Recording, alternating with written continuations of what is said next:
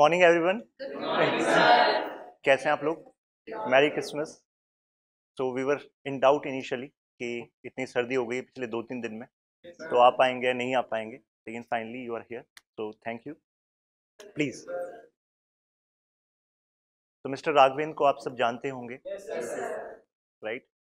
तो हमने इस सेशन को ऐसे ब्रेक किया है कि इनिशियली हम टॉपर्स टॉक करेंगे, यानी कि राघवेंद्र अपने एक्सपीरियंस शेयर करेंगे पीएसआर को लेकर।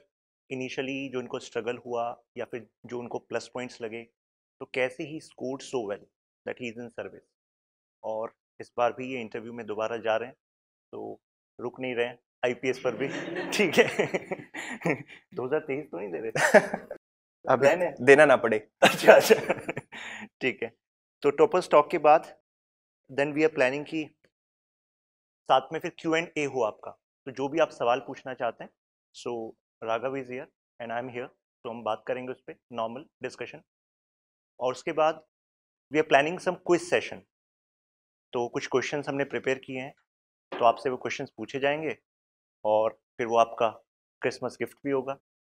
और आप में से काफ़ी लोगों में टैलेंट भी होगा काफ़ी कुछ, तो एक मौका फिर आपको टैलेंट दिखाने का भी दे देंगे, ठीक है? And then we are going to have lunch and interactions, so that's how we have planned this session, ठीक है? तो over to you Raghav. Thank you so much sir, thank you for the introduction. And sir ने कहा topper stock होगा, मैं कहूँगा ये Raghavendra stock होगा, क्योंकि अगर मैं टॉपर्स कहूँगा तो आपके दिमाग में कहीं ना कहीं परसेप्शन होगा कि मैं आप सबसे कहीं अलग हूँ, बट मैं कहीं ना कहीं उसी का हिस्सा हूँ, और मैं तो अभी खुद भी एस्पिरेंट हूँ, ठीक है, क्योंकि मैं इंटरव्यू दे रहा हूँ। So it will just be about my self और मेरी जो जर्नी रही है। एंड सबसे पहली चीज़ मैं अपने बारे में बात करूँ इससे पहले, सबको कूडोज। मैं भी मेट्रो से और बैटरी रिक्शा करके आया हूँ मेट्रो से यहाँ, और बहुत तेज़ ठंडी, बहुत तेज़ हवाएं हैं, और फिर भी आप सब आए, तो उसके लिए बहुत बहुत धन्यवाद। और आप सबको बहुत आभार कि आप लोग यहाँ पर आए। इसके बावजूद मैं जानता हूँ ये सर का करिश्मा है कि आपको यहाँ तक खींच कर ले आया। बट मेरे बारे में अगर बात करें तो थोड़ा सा मैं अपना बैकग्राउंड दूंगा पहले, ताकि आप लोग रिलेट कर पाएँ मुझसे। मेरी पैदाइश इलाहाबाद में हुई, उत्तर प्रदेश इलाहाबाद, छोटा सा गांव है बेनीपुर। स्टार्टिंग के 5-6 साल में वहीं रहा। 5-6 साल ऐसा रहा कि मेरा पढ़ाई लिखाई ज़ीरो था, ठीक है। तो स्कूल बहुत लेट ज्वाइन किया, फिर जब गए स्कूल में तो ऑलरेडी हम बच्चों से पीछे थे और कुछ समझ नहीं आता था। तो फिर हमने टेक्निक निकाली कि सुबह उठ के बहुत एनर्जी के साथ मम्मी को कहते हैं कि लंच बनाओ, हम स्कूल जाएंगे। और फिर रास्ते में खेत पड़ते थे, हमारा खुद का बागीचा था, वहाँ जाके बैठ जाते थे, और ऐसे ही गुजरा काफ़ी समय। बहुत बार मम्मी ने पकड़ लिया, डांट भी लगाई, तो ठीक है, ऐसे ही चला। फिर दिल्ली आए। अब जैसे मैंने बताया 6 साल शुरुआत के मेरे गांव में गुजरे, तो मुझे सिर्फ भोजपुरी आती थी, क्योंकि वहाँ पे सिर्फ भोजपुरी बोली थी, सुनी थी। यहाँ आए दिल्ली में, अब एक छोटे से प्राइवेट स्कूल में एडमिशन कराया गया। और प्राइवेट स्कूल होता है, वहाँ पे अंग्रेजी बोलनी पड़ती थी, और मुझे याद है कि फ़ाइन लगते थे 2 रुपये। तो मेरे को सुबह यही टेंशन रहती थी कि यार आज के फ़ाइन के पैसे कहाँ से लाऊं, क्योंकि भोजपुरी आती थी मुझे सिर्फ, मुझे खड़ी बोली जो मैं अभी बोल रहा हूँ ये भी नहीं आती थी। समझ आ जाती थी लेकिन बोलनी नहीं आती थी।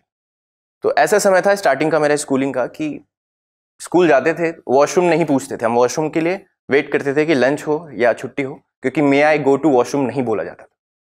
तो कुछ ऐसा था, बहुत अंडर कॉन्फिडेंट बच्चा था मैं। पर तीसरी क्लास आते आते ऐसा हुआ कि मैं क्लास में थर्ड आ गया। 3 सेम के पेपर होते थे, 3 टर्म्स होते थे उसमें, first term, second term, third term. तो फर्स्ट टर्म में मैं क्लास में थर्ड आ गया। तो जब रिजल्ट लेने गया तो बड़ी तारीफें हुई, और मुझे उस दिन ये समझ आया कि भैया ये बड़ी सही चीज़, क्लास में पढ़ाई लिखाई करो, नंबर ले आओ, बड़ी इज्जत मिलती है। तो वहाँ से फिर वो जर्नी शुरू हुई, और समहाउ फिर ऐसा रहा कि पूरी स्कूलिंग में I was the topper of the class. और इसलिए नहीं कि मैं बहुत इंटेलिजेंट था, इसलिए क्योंकि मैंने वो कोड क्रैक कर लिया था कि भैया मेहनत करो, पढ़ाई करो, रिजल्ट आएगा, इज्जत मिलेगी। तो ये रही मेरी स्कूलिंग। 11-12 में मैंने साइंस से पढ़ाई की। मैं ज़्यादा बोर नहीं करूँगा आपको, थोड़ा सा बैकग्राउंड दे रहा हूँ ताकि आप रिलेट कर लें।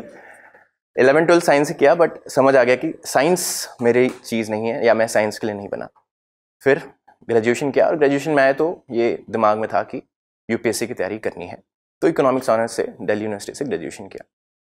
ग्रेजुएशन के 3 साल भी ऐसे थे कि मुझे पता था कि जैसे ही ग्रेजुएशन ख़त्म हुआ मुझे बहुत सारी मेहनत करनी पड़ेगी और सब चीज़ें छोड़नी पड़ेंगी। तो उन 3 सालों में मैंने डिसाइड किया कि खूब मस्ती करेंगे, और खूब मस्ती की।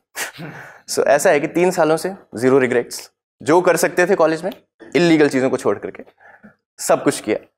और पढ़ाई नहीं की। तो फिर ऐसा ही था, स्कूल में कॉलेज में भी मैं बैक बेंचर था और स्कोर खराब ही रहते थे, तो प्रोफेसर्स को होप नहीं थी हमसे कुछ, ठीक है। इनफैक्ट अब जब सिलेक्शन हो गया तो प्रोफेसर्स खुश से ज़्यादा शौक होते, तुमने कैसे कर लिया ठीक है। बट वो कॉन्शियस डिसीजन था कि 3 साल कॉलेज की मस्ती करेंगे, उसके बाद जी लगा के पढ़ाई करेंगे, और वही किया। मैंने तैयारी कॉलेज के बाद ही शुरू की। तो आप लोगों के दिमाग में वो होता है अक्सर कि फर्स्ट सेकंड अटेम्प्ट में किसी ने क्लियर कर लिया तो शायद 5 साल से तैयारी करता है, ऐसा बिल्कुल नहीं है। कॉलेज के 3 साल मैंने सिर्फ मस्ती की है। फर्स्ट अटेम्प्ट में भी मैंने यूपीएससी का इंटरव्यू दिया था और फाइनल लिस्ट में महज 2 मार्क्स से रह गया था। वहाँ की भी कहानी थोड़ी दिलचस्प है कि रिजल्ट के बाद फर्स्ट ईयर का मतलब फर्स्ट अटेम्प्ट का रिजल्ट आया 24 सितंबर 2021 शाम को 6 बजे वो रिजल्ट आया और लिस्ट में नहीं थे। बहुत होप्स थी कि हो जाएंगे, बट नहीं हुआ। और सबसे मुश्किल चीज़ ये थी कि अगले 14 दिनों बाद प्रीलिम्स था और हमारी कोई तैयारी नहीं थी प्रीलिम्स की, बिकॉज रिजल्ट की थोड़ा सा एंग्जाइटी होती है रिजल्ट की, उसकी चक्कर में कुछ पढ़ाई नहीं हुई। अब बहुत मुश्किल था आगे का दौर। मैं ये चीज़ आपको इसलिए बता रहा हूँ क्योंकि ये जानना ज़रूरी है कि जो यहाँ बैठा है वो भी उस दौर से गुजरा है जिससे आप अभी गुजर रहे हो। बहुत मुश्किल समय था वो 14 दिन। मैं उनको मजाक में, सर को भी मैंने बताया था कि मैं उसको 14 दिन का वनवास बोलता हूँ। बहुत मुश्किल था। मैं कोई भी रात ऐसी नहीं थी जिस दिन मैं किसी डरावने सपने से ना उठाऊँ।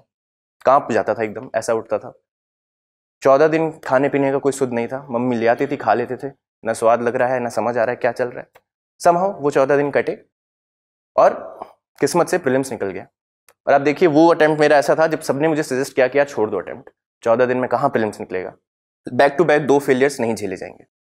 पर मेरे दिमाग में कहीं ना कहीं चल रहा था कि अगर ये प्रीलिम्स मैंने निकाल लिया तो मुझे इस वाले फेलियर से डील करने में थोड़ी मदद मिलेगी, थोड़ा जो कॉन्फिडेंस डिप कर गया है वो थोड़ा रीगेन होगा। और किस्मत अच्छी थी, प्रीलिम्स हो गया। उसके बाद अभी मैं नेशनल पुलिस एकेडमी से आ रहा हूँ, जस्ट 2 दिन पहले आया वापस। सो कहानी अच्छी रही, अंत मेरा अच्छा रहा और मेरी उम्मीद रहेगी कि आप सबका भी अंत ऐसा ही रहे। अंत नहीं कहूँगा मैं, ये भी शुरुआत होती है, शुरुआत है ये भी शुरुआत है। तो आपकी इस जर्नी का जो अंत है, इस एस्पिरेंट जर्नी का जो अंत है वो अच्छा रहे। और जो भी अंत रहता है मुझे लगता है सब अच्छा रहता है। मैंने ऐसे भी लोग देखे हैं जो यूपीएससी में सिलेक्ट नहीं हुए, बट इस जर्नी से इन चीज़ों से इतना कुछ सीखे कि बहुत अच्छा कर रहे हैं लाइफ में। Sir is also an x aspirant and आप देख सकते हैं कि इनके सामने मैं कहीं नहीं एग्जिस्ट नहीं करता। बहुत फीकी है मेरी personality when it if you compare it to him. So whatever you do in your life you will be very happy and this was about me. अब उसके बाद पीएसआईआर के बारे में बात करते हैं। अभी आप कुछ कहना चाहेंगे? नहीं, पीएसआईआर पे ही हम अब आ जाते हैं। तो सबसे पहले तो आपने पीएसआईआर ऑप्शनल लिया क्यों, और मतलब क्या एडवांटेजेस आपने देखी? जैसे अभी इंटरव्यू का टाइम चल रहा है तो आप भी इंटरव्यू में जाएंगे तो ऐसे क्वेश्चंस पूछते हैं, मतलब ट्रांसक्रिप्ट में है कि why you took this optional. तो मैं हमेशा एडवाइस करता हूँ कि इट शुड बी रेशनल, मतलब कि उसमें आपकी रीजन दिखना चाहिए कि यू आर वेरी क्लियर। मतलब जो भी आप बात करें तो उसके पीछे लॉजिक जो है वो बहुत ही सॉलिड होना चाहिए। The point is that. तो आपका क्या लॉजिक था? मेरा ऐसा था कि जैसे मैंने आपको बताया मैंने ग्रेजुएशन इकोनॉमिक्स से की, तो उसके बाद इकोनॉमिक्स में दिल्ली यूनिवर्सिटी में एक है कि अगर आप ऑनर्स कोर्स कर रहे हैं तो आपको एक जनरल इलेक्टिव सब्जेक्ट पढ़ने का मौका मिलता है। आप चूज कर सकते हैं from the list of subject, बहुत सारे सब्जेक्ट्स होते हैं। उसमें से मैंने समहाउ पॉलिटिकल साइंस चूज किया क्योंकि मुझे पॉलिटिकल साइंस में दिलचस्पी थी। पॉलिटिकल साइंस के 4 पेपर्स पढ़े, थोड़ा हल्का फुल्का ही होता है, जनरल इलेक्टिव इतना अच्छे से नहीं पढ़ाते हैं, बट वहां मुझे कहीं ना कहीं लगा कि इस सब्जेक्ट को मैं आगे कंटिन्यू करना चाहूंगा। और 3 साल इकोनॉमिक्स पढ़ने के बाद ये भी लग गया कि अब इसमें तो कंटिन्यू नहीं करना है। ठीक है, 3 साल हो गया, काफी हो गया तो उस वजह से, और फिर उसके बाद फिर पीएसआईआर के बारे में जाना, यूपीएससी के सिलेबस वगैरह के बारे में जाना। तो पीएसआईआर के साथ कुछ एक बेनिफिशियल चीजें हैं, जैसे जीएस के साथ ओवरलैप। जीएस 1 में सोसाइटी वाले पोर्शन के बारे में आप कुछ सीख लेते हैं। जीएस 2 में तो मुझे लगता है मैं जीएस 2 की आईआर भी क्या मतलब सोशल सिक्योरिटी को छोड़ करके मैं जीएस 2 की कोई तैयारी नहीं करता। मैं सिर्फ अपने पीएस ऑप्शनल की तैयारी के बेसिस पे जीएस 2 का पेपर देता हूँ और हर बार मेरे 110 प्लस आए हैं। सो अच्छा चल रहा है हिसाब किताब वहाँ। ठीक है। ऐसे में डेफिनेटली ऐसे में भी मदद मिलती है। ऑल्दो मुझे याद है ऐसे आया था ऑप्शनल वाला, हीगल का कोई कोट था, वो मैंने अटेम्प्ट नहीं किया था क्योंकि वो रिस्क होता है कि आप ज़्यादा ऑप्शनल वाला ना लिख दें। हाँ, बट डेफिनेटली आप जो भी ऐसे लिखते हैं आप वहाँ पे प्लेटो और एरिस्टोटल या इंडियन थिंकर्स हो गए, गांधी जी हो गए, आप इन सब के बारे में पढ़ते हैं।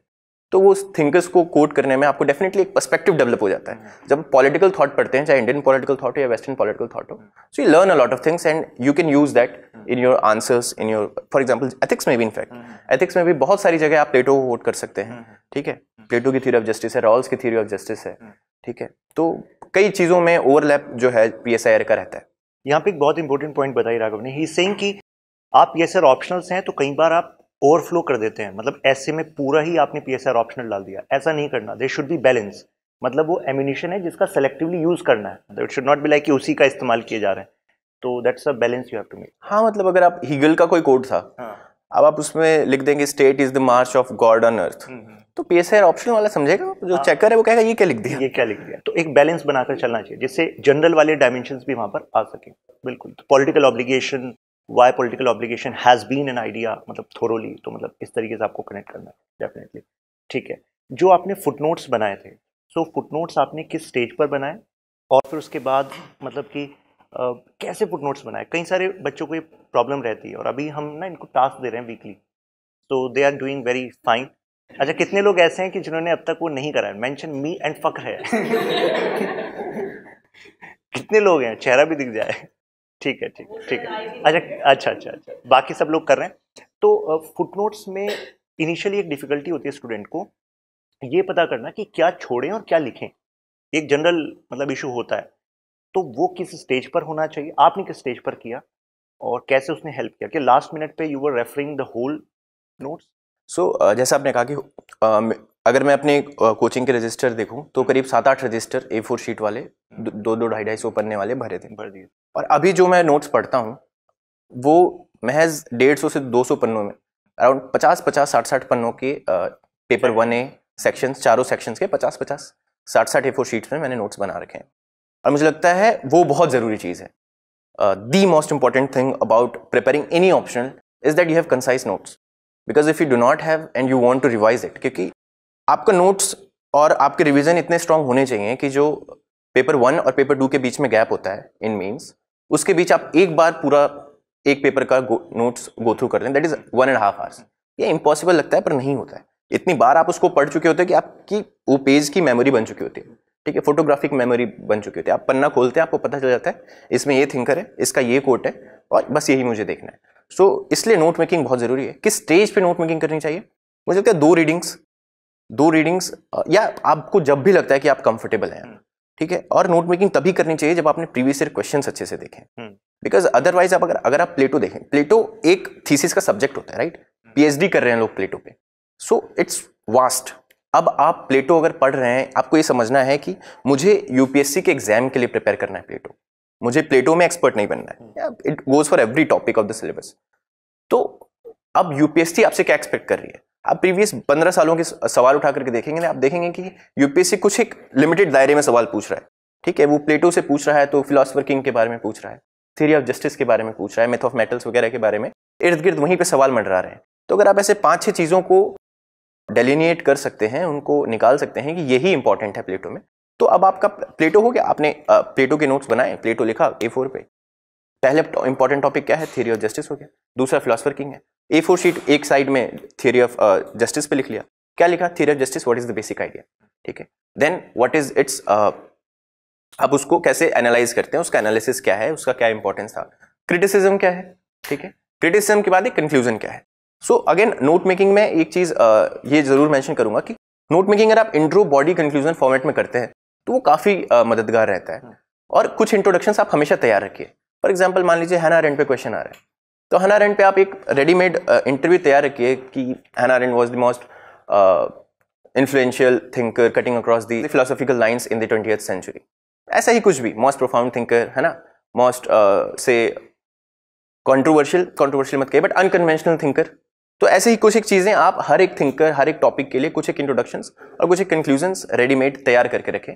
This should be in your notes. आप उसको इतनी बार पढ़ लें कि आपका हाथ अपने आप काम करने लगे। हैना अरेंड पे सवाल आ रहा है तो आपका हाथ अपने आप इंट्रोडक्शन लिख देगा बिना सोचे। और मुझे लगता है ये सबसे इंपॉर्टेंट आर्ट है when it comes two means, क्योंकि मीन्स में सबसे मुश्किल होती है टाइमिंग मैनेज करना। आता सबको हुआ है, ऐसा नहीं है कि जो 19 सवाल आते हैं ऑप्शनल में वो किसी को आता नहीं है। जो पढ़ के गया है सबको आता है, बट वो सिलेक्ट कौन होगा, क्वालिफाई कौन करेगा, वो इस पर डिपेंड करेगा कि किसने लिमिटेड टाइम में उन चीज़ों को, सारी इंपॉर्टेंट चीज़ें, उन 19 क्वेश्चंस को आंसर कर दिया और सारे डिमांड्स को एड्रेस कर दिया। ये आपको इसमें हेल्प मिलती है जब आपके नोट्स बहुत कंसाइज हैं, आपके हर एक चीज़ के इंट्रोडक्शंस, कुछ एक बेसिक पॉइंट्स और एक कंक्लूजन, क्रिटिसिज्म, थिंकर्स, कोट्स, सारी चीज़ें आपके A4 शीट्स में हैं और आप उनको बार बार पलट के जाते हैं ताकि आपके आंसर्स में वो नेचुरली फ्लो करे। अच्छा, जब ये कह रहे हैं तो जैसे हना के बारे में कह रहे हैं तो every thinker has certain keywords, जैसे फिनोमेनोलॉजिकल, तो आप ये वर्ड यूज करते हैं हना के साथ। जब एरिस्टोटल की बात करते हैं, you use the word functionalist, right? तो ऐसे टर्म्स को आप अलग से कीवर्ड में रखते हैं, तो आइए अगर थोड़ा सा वहां पर शॉर्ट में लगा दें, तो इसका मतलब ये होगा कि आपको याद रहेगा कि मुझे इंट्रोडक्शन में इसका इस्तेमाल करना है। अच्छा, कई स्टूडेंट्स हमारे यहाँ ऐसे भी हो सकते हैं, बहुत स्मार्ट हैं, कि हम टेलीग्राम ग्रुप में सभी स्टूडेंट्स पूल कर रहे हैं अपने शॉर्ट नोट्स, राइट? तो उनको लगेगा तो बन ही रहे हैं शॉर्ट नोट्स, क्या ही दिक्कत है, राइट? ऐसा दिमाग लगाएंगे। लेकिन मुझे बताइए कि जो शॉर्ट नोट्स होते हैं, अगर आप खुद लिखते हैं तब वो आपको बेस्ट बेनिफिट देते हैं कि नहीं? वो क्यों देते हैं बेस्ट बेनिफिट? डेफिनेटली। देखिए, मैंने भी दूसरों के टॉपर्स, तुषार गुप्ता सर हैं, 2019 बैच के IPS हैं, मैंने उनके नोट्स देखे थे, बट कभी भी मैंने उनको नोट्स को कॉपी नहीं किया या ये नहीं सोचा कि इनके प्रिंट आउट्स निकलवा लें। आपको अपने नोट्स खुद बनाने हैं, ठीक है? The shortest distance between 2 points is a straight line, ठीक है? तो इस बात को अपने दिमाग में रखते हुए नोट मेकिंग कीजिए। आपको नोट्स बनाने हैं। देखिए, काम चोरी का कोई जगह नहीं है UPSC में, ठीक है? 7 लाख लोग बैठ रहे हैं पेपर में, लास्ट में चुने जाएंगे 700। तो आप अपनी तरफ से कोई कमी नहीं रख सकते, फिर उसके बाद कोई एक्सक्यूज नहीं होगा, है ना? This is something which I will say very blatantly, कि अगर आपने कहीं लापरवाही की तो उसके लिए आपको भुगतना पड़ेगा। मे बी आप बहुत स्मार्ट हैं, मुझसे बहुत ज्यादा स्मार्ट है, आप सिलेक्ट हो जाएंगे, लेकिन आप रैंक के लिए रोएंगे। फिर अपना बेस्ट दीजिए, जो भी रिजल्ट हो, व्हाट्सएवर इट इज, ठीक है? तो नोट मेकिंग की अगर बात करें तो notes should be in your own hand writing. आपको इज एंड द जो भी इंपॉर्टेंट लगता है आपने खुद हाईलाइट किए हो। किसी और के नोट्स देखेंगे, उसने कुछ और हाईलाइट किया है, कुछ और अंडरलाइन किया है, कुछ और चीजें किसी और लैंग्वेज में लिखी हैं। आप कुछ लोगों के नोट्स देखिए और उसके बेसिस पे अपने नोट्स बनाएंगे। Do that, it's perfectly fine. जैसे मैं सजेस्ट कर रहा हूँ, तुषार गुप्ता सर के नोट्स हैं, उन्हें बहुत अच्छे तरीके से आपको गूगल पे मिल जाएंगे तुषार गुप्ता सर के नोट्स, उन्होंने ऑनलाइन डाल रखे हैं, आप उनके नोट्स देख सकते हैं। बस उससे सीखिए कि क्या फॉर्मेट होना चाहिए नोट मेकिंग का, किस तरीके से करना है। कभी भी कंटेंट को कॉपी नहीं करना चाहिए। आपके पास इनफ कंटेंट है, हाँ, कुछ एक चीजें उठा लीजिए, बट ये नहीं कि मैंने तुषार गुप्ता बता दिया आपको, आप जाएं उनके नोट्स देखें और उसी को छाप दें। That's not the way to note making. Notes आप क्यों बनाते हैं? आप अपने लिए बनाते हैं। फॉर एग्जाम्पल, अगर यहाँ पे आप नोट मेकिंग करेंगे तो मैं 15 मिनट से बोले जा रहा हूँ, बहुत फालतू बातें भी बोली होंगी मैंने, कुछ एक इंपॉर्टेंट चीजें भी बोली होंगी। आप नोट मेकिंग करेंगे तो आप वो इंपॉर्टेंट चीजों के लिए करेंगे, और सबके लिए कुछ इंपॉर्टेंट चीजें अलग होंगी। किसी को मेरी 12वीं क्लास वाली स्टोरी अच्छी लगी होगी कि यार यहाँ से मोटिवेशन मिल सकती है, किसी को कुछ और अच्छा लगा होगा। तो that is note making. You write down what's important for you, right? So कभी किसी की नोट्स कॉपी मत कीजिए। आई रिक्वेस्ट यू ऑल, मेहनत से कभी पीछे मत रहना। एक मेजर डाउट होता है स्टूडेंट्स में कि IR वाला पार्ट, तो सोचते हैं कि आज मेरा मान लीजिए ORF पे कोई आर्टिकल आया, से रशिया से रिलेटेड है, चाइना से रिलेटेड है, अगर वो छूट गया हमसे तो दे थिंक कि हम PSIR में कहीं पीछे रह जाएंगे। तो कैन यू जस्ट बस दैट मिथ? वो आपके साथ इंटरव्यू किया था, उसमें भी हमने ये चीज डिस्कस की थी। सो द थिंग इज, देखिए, आपको न्यूज़पेपर और ये सारी चीजें आपको बताया जाता है ताकि आप एक पर्सपेक्टिव डेवलप कर सकें, ठीक है?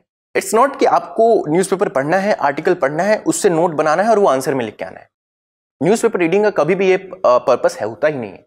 Newspaper reading is to give you a perspective, ठीक है? हर एक आर्टिकल पढ़ना जरूरी नहीं है। अगर आप न्यूज़पेपर पढ़ रहे हैं रोज, विच इज गुड, ठीक है? बट अगर आप फिर आज आपने कल चाइना पे एक आर्टिकल पढ़ा और आपको लगता है अभी जो भी इशू चल रहा है चाइना का, उसमें अच्छे से कवर हो गया, अगले दिन फिर आर्टिकल आएगा। भाई, आर्टिकल लिखने वाले को पैसा मिल रहा है, क्यों नहीं लिखेगा वो, है ना? वो एक पेपर में लिख रहा है, फिर दूसरे पेपर में लिख रहा है। हर एक पेपर में लिखने वाले बहुत सारे अच्छे लोग हैं। तो आपको सब कुछ नहीं पढ़ना है। आपको लगता है कि मुझे, again, you have to prepare the syllabus, you have to prepare the questions, you don't have to prepare the newspaper, ठीक है? न्यूज़पेपर या कोई भी मटेरियल आपको वो तैयार करके नहीं जाना है, आपको UPSC का डिमांड तैयार करना है। तो ऐसा नहीं है कि आपको हर एक आर्टिकल पढ़ना ही पढ़ना है। अगर आपको लगता है कि इस पे मुझे सफिशिएंट अंडरस्टैंडिंग है, इसके लिए मेरे पास सफिशिएंट कंटेंट है जिससे मैं आंसर में लिख दूंगा, that's it, you are done with the topic.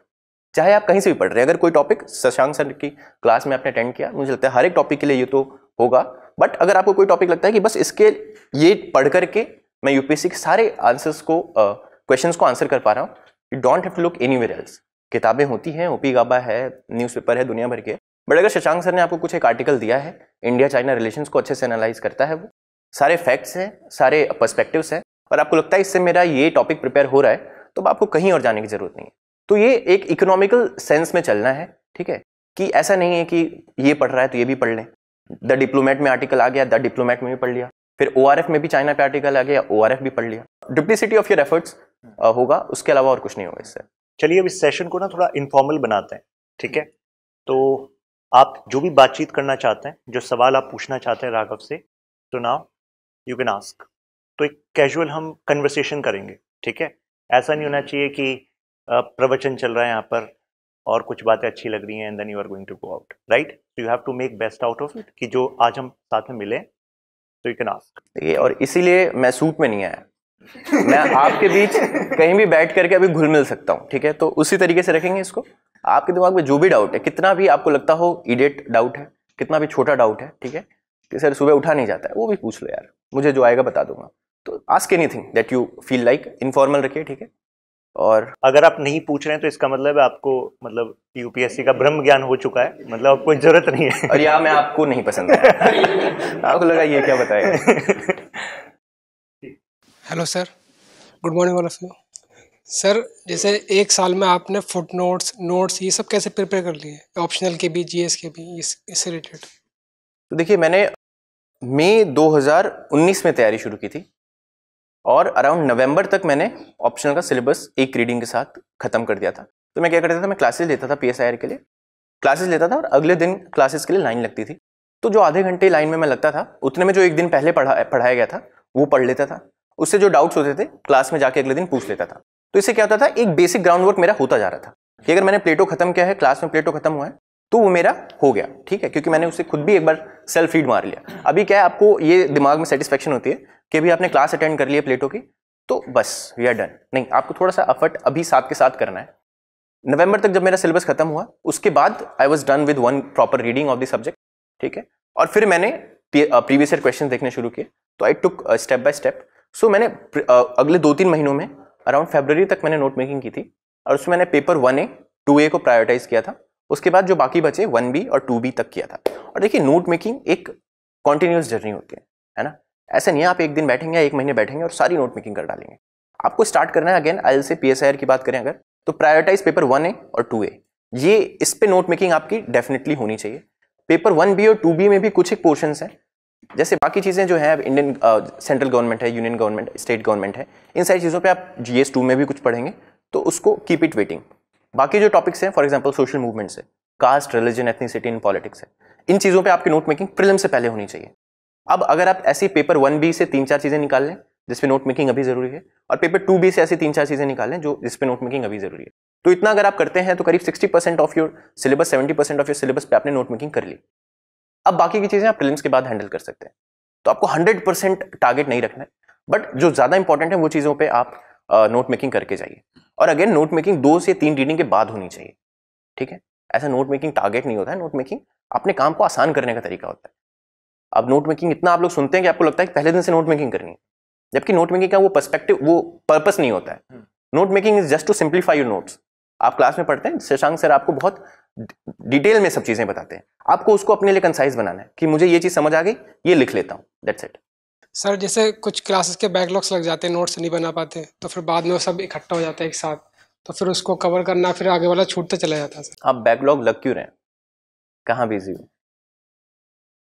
सवाल ये है। अगर कोई वैलिड रीजन से आपके क्लासेस मिस हो रहे हैं तो फिर तो कुछ नहीं कर सकते। जैसे क्लास मिस तो नहीं होती सर, जैसे फुट नोट्स वगैरह बना, सर की क्लास हमने सर की क्लास पढ़ी, उसके बाद सर की क्लास रिवाइज करते हैं ना, तो उसमें कभी कभार ये होता है कि रिवाइज नहीं कर पाते, तो फिर बैकलॉग्स लगते चले जाते हैं, फिर ये कवर करते हैं, फिर वो छूट जाता है। इसी वजह से जैसे आपको एडवाइस किया जाता है ना, जैसे राघव वाज सेइंग कि जो क्लास आज हुई, तो नेक्स्ट क्लास में जाने से पहले तो ही वाज एक्चुअली रीडिंग कि हमने पिछली क्लास में क्या पढ़ा था, राइट।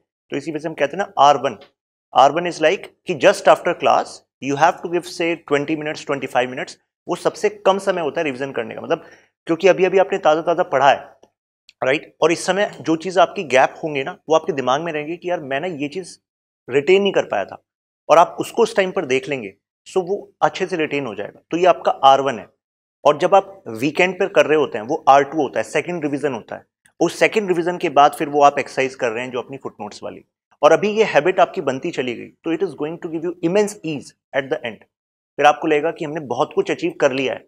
जो काफी लोग केवल सिलेबस कंप्लीट कर पाते हैं, आपके पास ऑलरेडी कंटेंट बिल्ड हो चुका होगा, आंसर्स बिल्ड हो चुके होंगे आपके टॉपिक वाइज। तो दिस इज द वे। तो बैकलॉग अगर हैं तो डेली बेसिस पे आपको एक्स्ट्रा टाइम देकर उस बैकलॉग को क्लियर करते रहिए, ठीक है। तो मतलब इट्स लाइक कि भाई ये ऐसी चीज़ है जब तक ये कंप्लीट नहीं होगी, so I am not going to give myself an off, ठीक है। अपने आप को मैं छुट्टी नहीं देने वाला जब तक ये बैकलॉग कंप्लीट नहीं होगा। और बैकलॉग कोई एक दिन में कंप्लीट नहीं होता, राइट। ये कोई ड्यूटी थोड़ी ना करनी है, हमें तो मैक्सिमम निकालना है यहाँ पर। तो जाहिर सी बात है उसी दिन एक लेक्चर या आधा पार्ट, फिर नेक्स्ट डे सेकेंड हाफ। मतलब it should be a habit कि भाई problem solving skills these are necessary for an officer, right. तो सिंपल सी टास्क है, प्रॉब्लम एट हैंड, मतलब अभी क्या है प्रॉब्लम, देन ब्रेक दैट, मतलब उसको ब्रेक कर लो कि यार इस प्रॉब्लम को मैं सॉल्व कैसे कर सकता हूँ, मेरे पास टाइम कितना है, देन एलोकेट दैट टाइम। कई बार क्या होता है कि हम बस चले जा रहे हैं और सोच रहे हैं कि एंड में एक मैजिक होगा और सब कुछ ठीक हो जाएगा, ऐसा नहीं है।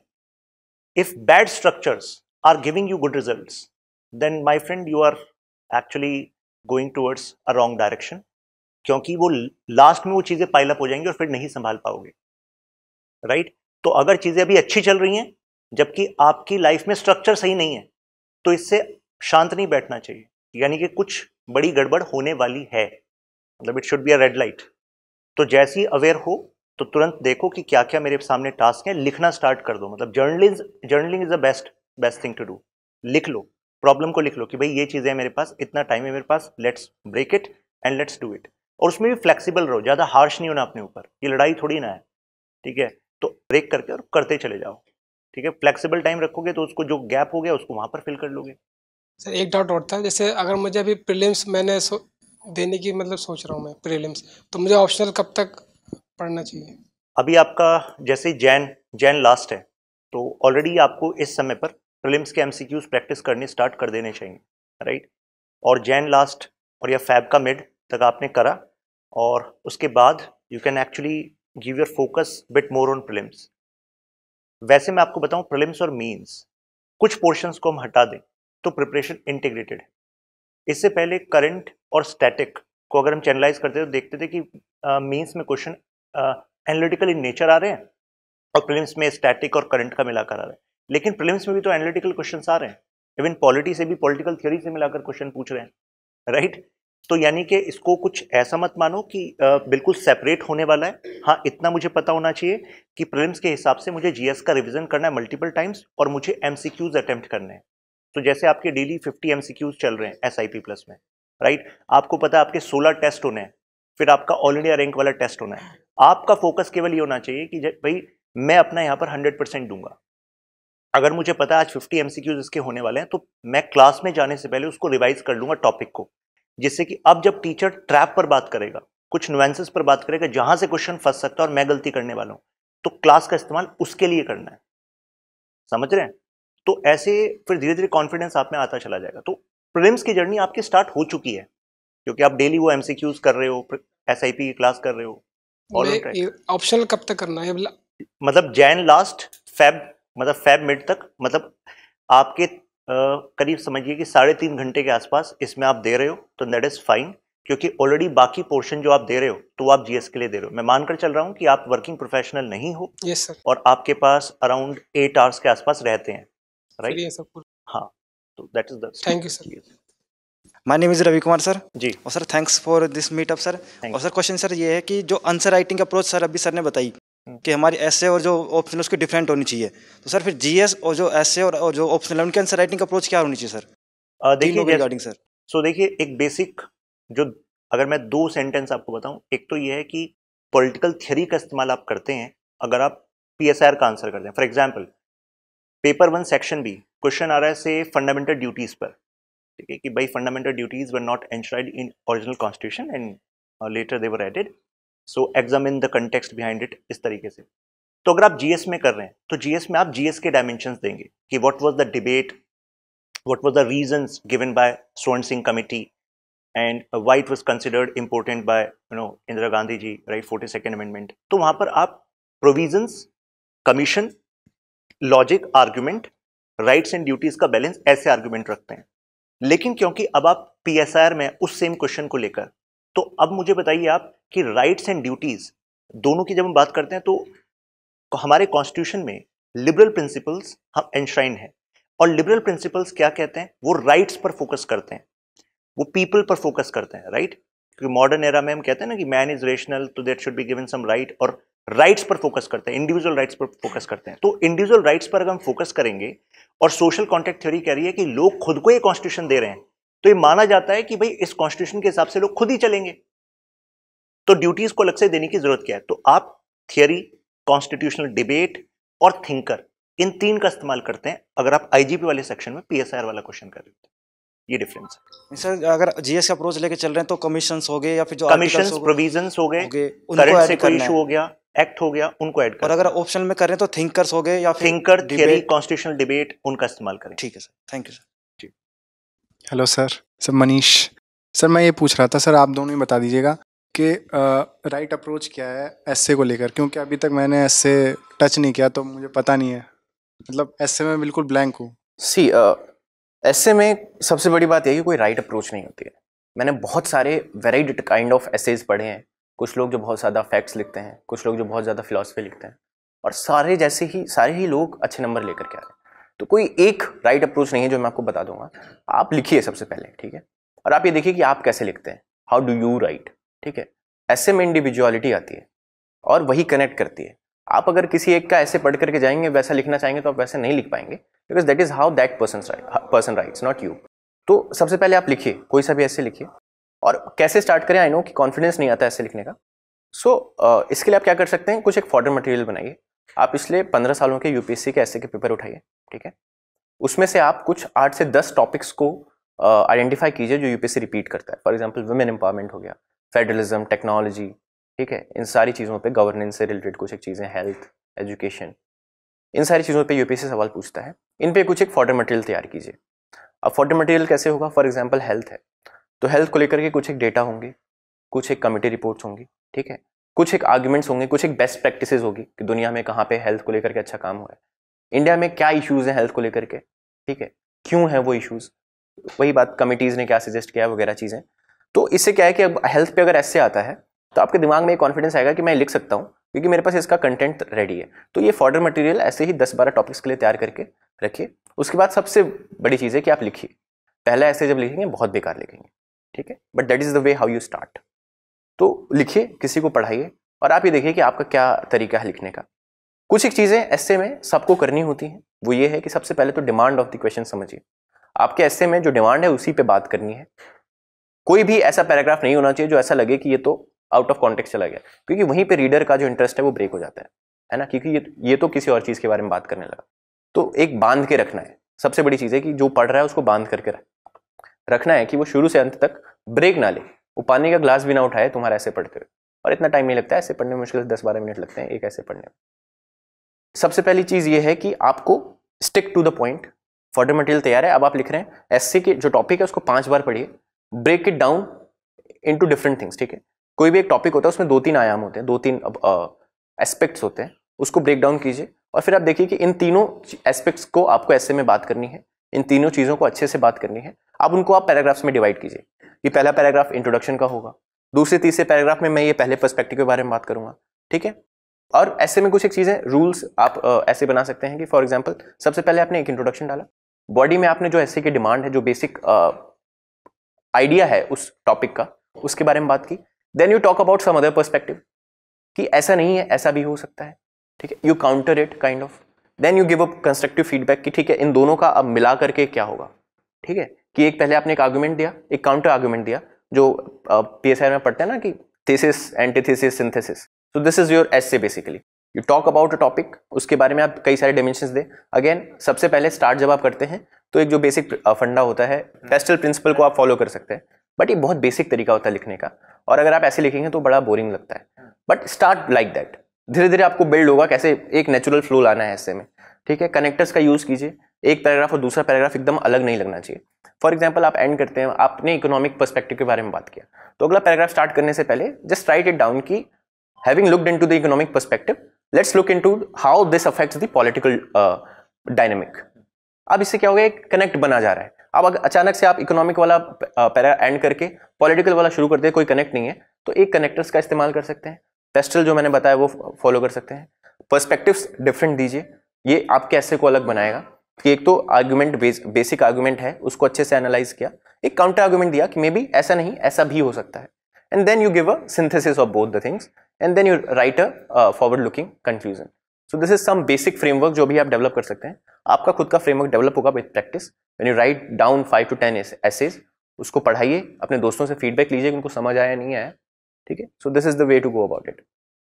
आप भी बता दीजिए स्टडी आई क्योंकि उससे राघव स्टडी आईक्यू के ही उससे बता रहे हैं. ठीक है ठीक है, क्योंकि टेक्निक इज सेम, मतलब टेक्निक इज सेम. और मैं बस यही कहूँगा कि जैसे सारा स्ट्रक्चरिंग सब कुछ उन्होंने बता ही दिया, तो अगर आप स्टार्ट करने से पहले ही मतलब that thesis should be in your mind कि एक्चुअली करना क्या है इसमें. तो एक टेक्निक होती है ना कि हम रफ में ऑलरेडी नहीं वो तो मतलब that is a must. Must I was है. अज्यूमिंग वो आपको पता है. नहीं, मान के चलिए कुछ नहीं पता. हाँ, तो आपको एक पन्ने पे या 2 पन्ने पे एक बेसिक फ्रेमवर्क जो आपका ऐसे का होने वाला है, पहला पैराग्राफ ये होगा, सेकंड पैराग्राफ ये होगा, इस तरीके से आपका बेसिक फ्रेमवर्क तैयार होना चाहिए. आपको आउट ऑफ द ब्लू नहीं लिखना है, ऐसे एक स्ट्रक्चर बनाना है और फिर बस उसको पेपर पे पुट इन करना है. हाँ, it should not be like कि आपने स्टार्ट कर दिया फिर सोच रहे हैं कि इधर लेके जाऊं या उधर लेके जाऊं, ऐसा नहीं होना चाहिए. ये एक फ्रेमवर्क आप लिखना स्टार्ट करें, पहला वर्ड लिखें, इससे पहले एक रफ पेपर पे आपको अपना पूरा एस्से को शॉर्ट फॉर्म में लिख देना है. जैसे आप नोट मेकिंग करते हैं, पहला पैराग्राफ इसमें इस बारे में बात करूंगा, इसमें कुछ एक ये चीजें इंपॉर्टेंट डाल दूंगा, सेकंड पैराग्राफ में ये आपके 2 पन्ने में प्रॉपर रफ फ्रेमवर्क होना चाहिए, ठीक है. Otherwise if you start you go directionless, बीच में आपको लगता है मैं क्या ही लिख रहा हूँ, है ना. So always that. And introductions वगैरह थोड़ा कैची बनाने की कोशिश कीजिए. जैसे कुछ एक तरीके होते हैं, मैंने एक वीडियो की थी स्टडी आईक्यू के लिए, उसमें बात की थी. फॉर एग्जांपल न्यूज़पेपर की हेडलाइंस, मान लीजिए वुमेन एम्पावरमेंट या वुमेन से रिलेटेड किसी क्राइम अगेंस्ट वुमेन पे क्वेश्चन है, तो उस पर आप एक न्यूज़पेपर हेडिंग का एग्जाम्पल दे दीजिए कि women raped by her own husband, red one newspaper headline.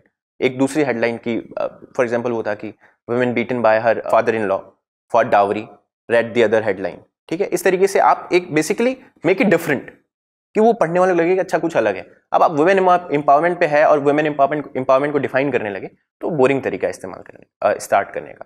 तो थोड़ा सा ये एक कैची चीजें अगर आप उसे लेकर के आ सकते हैं. बहुत सारे तरीके होते हैं, कुछ फैक्ट्स डाल दीजिए ऐसा जो एस्टॉनिशिंग लगे, है ना, और ऐसी कोई भी चीज जिससे एक जो रीडर है उसका अटेंशन को आप अट्रैक्ट कर सकें. सो इंट्रोडक्शन में ये चीज कर सकते हैं. कंक्लूजन, अगेन इंट्रोडक्शन और कंक्लूजन बहुत इंपॉर्टेंट चीजें हो जाती हैं, क्योंकि इंट्रोडक्शन से उसका पर्सपेक्टिव डेवलप हो जाता है आपके ऐसे के प्रति कि ये क्या लिखने वाला है आगे. कंक्लूजन में उसका जो मूड सेट हो गया कंक्लूजन पढ़ के, आपके 10-12 मार्क्स ऊपर नीचे डेफिनेटली होंगे आपके कंक्लूजन से, क्योंकि लास्ट में क्या फील आई उसके बेसिस पे वो मार्क्स देगा, और वो ही is free to give any marks, ठीक है. तो इंट्रोडक्शन और कंक्लूजन को अच्छे से आप again you can prepare a few introductions and conclusion. मतलब कंक्लूजन को अच्छा बनाने का एक तरीका है कि it should connect well with where you started, तो उससे वो कनेक्ट बन जाता है. जैसे हाँ, मतलब वो 360 डिग्री अप्रोच बेसिकली. एक और तरीका होता है जैसे हम स्टोरी लाइन का इस्तेमाल कर लेते हैं. We build actually 2 characters in start और कोई सिचुएशन बना देते हैं, और लास्ट में उस सिचुएशन में फिर फाइनली क्या हुआ, मतलब how should be the way, तो वो हो जाता है. तो उससे उसको लगता है कि अच्छा ये तो पूरी स्टोरी थी, समझ रहे हो. तो ये एक बहुत अच्छा तरीका होता है इम्प्रेस करने का. But it depends on the topic, definitely topic पे ऐसा करना चाहते हो. Stories are a good way to start essays. कुछ एक स्टोरीज अगेन मैंने जैसे बोला 8-10 टॉपिक्स को आइडेंटिफाई कर लो, और सब पे कोई एक न्यूज़पेपर पढ़ते हो, वहां से कोई एक अच्छी केस स्टडी आ गई, वो रख लो कि मैं इस ऐसे के इंट्रोडक्शन में, अगर फॉर एग्जांपल फेडरलिज्म पे कोई ऐसे आ रहा है तो एक अच्छा सा दिलचस्प वाक्य आपने लिख रखा है अपने नोट्स में और वही चिपका दो, चलता है.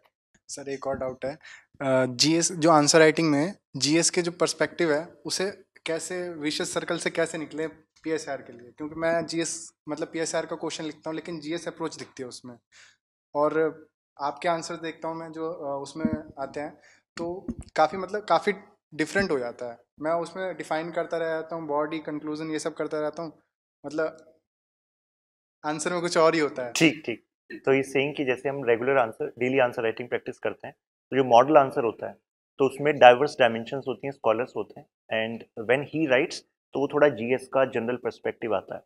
तो वो एक्चुअली विद प्रैक्टिस आता है, क्योंकि देखो सीखने की ना स्टेजेस हैं. एक है अंडरस्टैंडिंग कि आपने क्लास में चीज़ें सीख ली, समझ में आ गया आपको.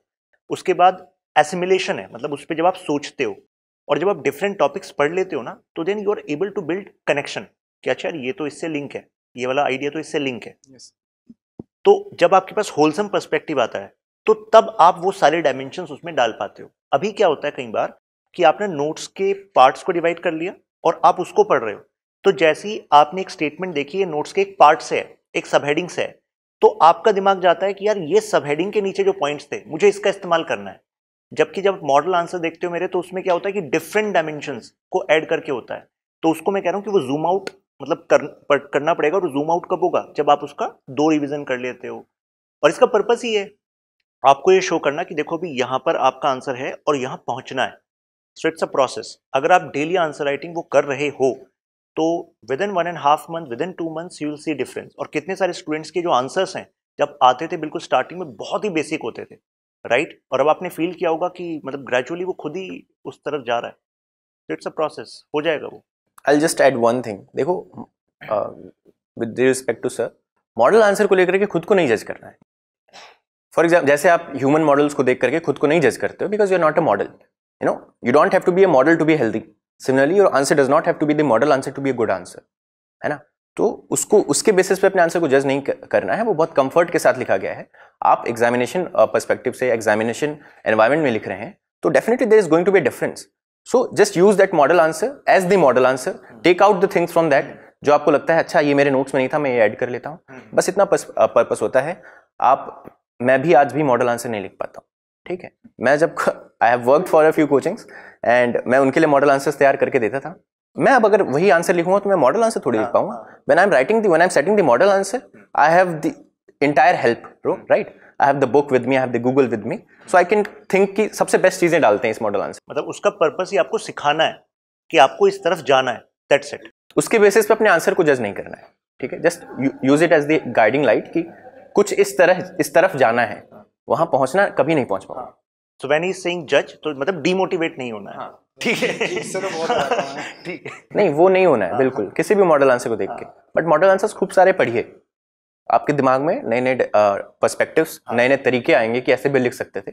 मॉडल आंसर्स खूब सारा पढ़िए, उसके बेसिस पे अपने आंसर को लेकर के डीमोटिवेट मत होइए कि मैं ऐसे नहीं लिख पा रहा हूँ। Thank you sir. Morning sir. Sir my name is Shweta. Sir मेरी प्रॉब्लम ये है कि मैं डिमांड ऑफ द क्वेश्चन नहीं समझ पाती हूँ। मैं एवरीडे आपकी आंसर राइटिंग प्रैक्टिस करती हूँ, तो सर इशू सबसे ज़्यादा यही आता है कि मतलब मेरे फ्रेंड्स हैं लाइक उनका ज्योग्राफी ऑप्शनल और सोशलॉजी, वो मुझे ज्ञान देते हैं कि ऐसे से ऐसे आंसर लिखो। तो मैं मॉडल आंसर जब आपका चेक करती हूँ तो आपके आंसर उनके आंसर से मैच कर रहे होते हैं, मेरा नहीं मैच कर रहा होता है। तो सर एक्चुअली मैंने इसके पहले भी PSIR दूसरे टीचर से किया हुआ है। सो लोगों ने ज्ञान मतलब बताया मुझे कि मुझे स्विच टू शशांक सर। सो मैंने आप पे स्विच किया। मुझे हेल्प तो मिल रही है पढ़ाई में, बट मेरे आंसर्स ठीक नहीं हो रहे हैं। मुझे उसकी वजह से मतलब डिमोटिवेशन इतना हो रहा है कि लास्ट 2-3 दिन से मैं कहीं निकली ही नहीं, मतलब मैंने कुछ पढ़ा भी नहीं। सो फिर आज आपका समझ सेशन अटेंड करने गया, आ गई ठीक है, सर। ठीक है। So thanks for sharing this. जैसे मैंने कहा कि आपने कहा कि आप डिमांड नहीं समझ पाते हैं, तो आप मुझे बताएंगे क्या ज्ञान आपको मिलता है? ओके ओके सर, जैसे कि रिसेंटली आपने एक क्वेश्चन दिया था आई थिंक हेजेमोनिक स्टेबिलिटी के बारे थियरी में। वाली। तो सर मैं इंट्रो स्टार्ट कर रही हूँ हेजेमनी के बारे में, लेकिन आपने जो मॉडल आंसर में दिया वो हेजेमोनिक स्टेबिलिटी थियरी के बारे में आंसर दिया। सो ये सारी चीज़ें मैच नहीं करती। लाइक मेरा कंक्लूजन समझ नहीं आ रहा होता है मुझे। बॉडी तो कहीं ना कहीं मैच कर जाती है बीच में, बट इंट्रो, लिंकिंग स्टेटमेंट, ये सारी चीज़ें मैच नहीं कर रही होती हैं। तो फिर ये सब एकदम अलग ही चला जाता है नहीं, ना। ज्ञान क्या मिलता है आपको? ज्ञान बताइए। सो ज्ञान यही मिलता है जो आपके आंसर्स होते हैं ना कि उसमें ऐसे ऐसे मतलब एक तो सर सही बताते हैं वो लोग ना। प्रॉब्लम ये बात की है, वो भी एक्सपीरियंस है, मेरे ही फ्रेंड्स हैं, वो अच्छा बता लेते हैं, तो इस वजह से। ठीक है, तो देखिए सबसे पहले तो इट्स नॉट अ कॉन्फ्लिक्ट, ठीक है? Yes sir. जहाँ से जो अच्छा सीखने के लिए मिले तो अच्छी बात है, ठीक है? अ, अगर हम कुछ मतलब मॉडल्स अपने दिमाग में रखें तो उससे हम डिमांड समझ सकते हैं। जैसे कि मैं स्ट्रेस करता हूँ एक बात पे, just looking at the keywords, केवल कीवर्ड्स को देखने भर से आपको आंसर लिखना शुरू नहीं करना चाहिए, क्योंकि 2 कीवर्ड, उनके बीच का कंटेक्स्ट वो डिफरेंस हो सकता है कि उसके बीच में वर्ड्स क्या हैं। तो pick the keywords, understand the context की डिमांड क्या है, और उसके बाद फिर आप देखिए कि क्वेश्चन डायरेक्टिव क्या है। एग्जाम्पल देता हूँ, प्लेटोज आर्किटेक्टोनिक आइडिया ऑफ जस्टिस एक क्वेश्चन आया था। तो एक्चुअली यहाँ पर कीवर्ड क्या है? प्लेटो है और जस्टिस है, और एग्जामिन करने के लिए दे दिया। तो एक स्टूडेंट अगर ये सोचे कि प्लेटो जस्टिस आर्किटेक्टोनिक, ये तो वर्ड होगा कुछ, ठीक है चलो, तो मतलब ये हमें समझ में आया कि हमारे नोट्स में प्लेटो की थ्योरी ऑफ जस्टिस है, तो उसको लिखना शुरू कर देंगे। ऐसा करोगे? ऐसा बिल्कुल नहीं करना, ठीक है? कारण क्योंकि वहां पर वर्ड आर्किटेक्टोनिक है। तो आर्किटेक्टोनिक का मतलब ये है कि कैसे प्लेटो की डिफरेंट थ्योरीज जो हैं they are connected to theory of justice. यानी कि चाहे एजुकेशन की बात करो, थ्योरी ऑफ कम्युनिज्म की बात करो, वो थ्योरी ऑफ सोल की बात करो, फॉर्म्स की बात करो, actually everything is connected to bringing justice in Athens, right? तो आर्किटेक्टोनिक वर्ड से हमें उसका डिमांड पता लग गया, राइट? तो अब हमें इस आंसर में क्या करना है? इस आंसर में हमें डिफरेंट जो थियरीज हैं उनका कनेक्शन स्टेब्लिश करना है जस्टिस से, कि भाई जस्टिस ये था, लेकिन देखो इस थियरी से जस्टिस ऐसे एंश्योर हो रहा है। समझ रहे हैं? और क्योंकि एग्जामिन है तो वो आप कनेक्शन बिल्ड कर ही रहे हैं वहां पर, कैसे हो रहा है, ठीक है? तो यानी कि कोई बड़ी बात नहीं है, केवल ये देखना है कीवर्ड और फिर कंटेक्स्ट को समझना है कि अंदर जो वर्ड्स हैं उसके हिसाब से। I will just ask you, आपने तैयारी कब शुरू की थी? कब से PSIR पढ़ना शुरू किया है? सर एक्चुअली मेरा अभी जस्ट ग्रेजुएशन, इस बार पोस्ट ग्रेजुएशन फाइनल ईयर है। सो मैंने स्टार्टिंग की थी 1 साल पहले। वो मेरा ग्रेजुएशन के बाद से जैसे ही सब्जेक्ट डिसाइड हुआ कि मुझे पॉलिटिकल साइंस लेना, तभी से मैंने डिसाइड किया। 1 साल से आप पढ़ रही हैं? हाँ जी सर। तो लिखना थोड़ा बहुत, लिखने की प्रैक्टिस करेंगे तो थोड़ा समझ आने लगेगा। Okay sir. Previous year questions को बार बार देख कर जाना। जैसे वेस्टर्न पॉलिटिकल थॉट है वो इजी लगता है मुझे, उसके आंसर्स जैसे लगता है कि जो नोट्स में प्रोवाइड किए जाते हैं वो वही होते हैं। बट अभी जो पेपर 2 पार्ट ए है, इसका सर ऐसा लग रहा है कि इसका रिसेंट कंटेम्प्रेरी में इसका इश्यूज चल रहे होते हैं, तो फिर इसके आंसर्स नहीं मैच कर। अच्छा, आपने एक चीज देखी है कि जब मैं आंसर डिस्कस करता हूँ पेपर 2A में, तो कई बार ये भी आपके मतलब कई आंसर्स में बताता हूँ कि ज्यादा किसी इवेंट पर फोकस नहीं करना। Ultimately we have to bring back to the theory part, right? उसको रेफरेंस की तरह इस्तेमाल करना है, कोर वो नहीं है, राइट? मेरा ये कहना है कि आप, जैसे कि राघव ने बताया कि आप जो है जैसे आंसर राइटिंग प्रैक्टिस आप करने लगते हैं और कुछ इन टेक्निक्स पर ध्यान रखते हैं, तो वो चीज़ें होने लगती हैं। अगर आप पहले से ही सेल्फ डाउट कर लेंगे क्योंकि यार उन्होंने सही बताया और देखो ऐसा बैठ गया, तो कई बार आप इस वजह से आगे नहीं बढ़ पाते क्योंकि आपको सेल्फ डाउट पहले से ही हो गया, राइट? आपको याद है वो एक मोनोक्रोमेटिक लेंस वाला एक एग्जाम्पल मैंने दिया था कि एक बार हमने एक लेंस लगा लिए से रेड कलर के, तो दुनिया हमें रेड ही दिखेगी फिर, yes. ठीक है? तो ऐसे मोनोक्रोमेटिक लेंस नहीं लगाने, ठीक है? And you can do it. Thank you sir. Okay. Good morning sir, my name is Avantika, I am from batch 3। Sir मेरी प्रॉब्लम मेरे साथ ये है कि जब आप लाइव क्लास ले रहे होते हैं तो मैं उन चीज़ों को प्रीवियस जो लेक्चर्स होते हैं आपके उनके साथ इंटरलिंक नहीं कर पाती हूँ। और जैसे आप लेक्चर लेते टाइम बीच में बोलते हैं कि अब आपके दिमाग में ये चीज़ आनी चाहिए, वो मेरे दिमाग में आती ही नहीं है सर। तो मैं लाइव क्लास का अच्छे से बेनिफिट नहीं ले पा रही हूँ सर। चलिए, एक तो मैं बताऊँ, जब मैं ये बोलता हूँ आपके दिमाग में ये चीज़ आनी चाहिए, तो मैं इसलिए बोलता हूँ कि शायद इससे ना कोई डाउट स्टूडेंट के मन में ऐसा आना होगा, ठीक है? तो कुछ के दिमाग में आएगा, कुछ के दिमाग में नहीं आएगा। सर वो मेरे दिमाग में कैसे आ सकता है? तो बेसिकली इट्स अ टेक्निक की अगर किसी के दिमाग में ये डाउट आए तो देखो मैं इसका सॉल्यूशन यहाँ पर बता रहा हूँ, ठीक है? तो हर कोई डिफरेंट तरीके से सब्जेक्ट को पढ़ता है ना, तो अगर आपके दिमाग में अभी वो डाउट नहीं आ रहा तो इसका मतलब ये थोड़ा है कि आप कुछ समझ में नहीं आया, वो तो समझ में आ गया था, लेकिन मैं कुछ बारीकी से निकालता हूँ किसी के दिमाग में आ सकता है डाउट, या हो सकता है आपके दिमाग में आगे आए, ठीक है? पर्पस ये है कि आपके दिमाग में जब वो आगे डाउट आएगा, जब आप रिवाइज कर रहे होंगे, तो आपको लगेगा कि हाँ यार सर ने इस पे बताया था, यार ये डाउट तुम्हें आ सकता है। समझ रहे हो? तो अगर नहीं आ रहा है तो इट्स नॉट अ प्रॉब्लम, ठीक है?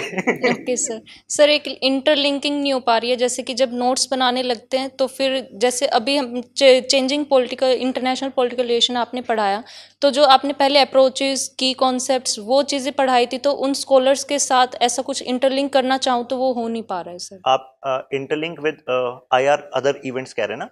जैसे जैसे हम पेपर 2 में सेक्शन B की तरफ चलेंगे ना, तो यू विल सी कि जैसे ही हम करंट डेवलपमेंट्स, बायलैटरल रिलेशंस, इन पर जाएंगे, तो आप उन एग्जाम्पल्स का यूज करते हुए मुझे बार बार देखेंगे, तो वो इंटरलिंकेज तब बन जाएगी। अभी क्या हो रहा है कि आप थ्योरी समझ रहे हो, फिर आप जब करंट में समझोगे बायलैटरल रिलेशंस को, फिर आप उसका यूज समझोगे, तो वहां पर फिर वो लिंकेज डेवलप हो जाता है।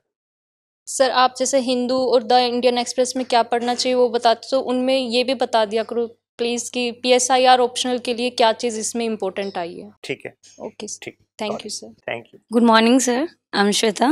जी श्वेता। सर जैसे आपने बताया था ये हैंड रिटन नोट्स जो मिलते हैं उसके 2 बार रिवीजन करने के बाद बनाने के लिए।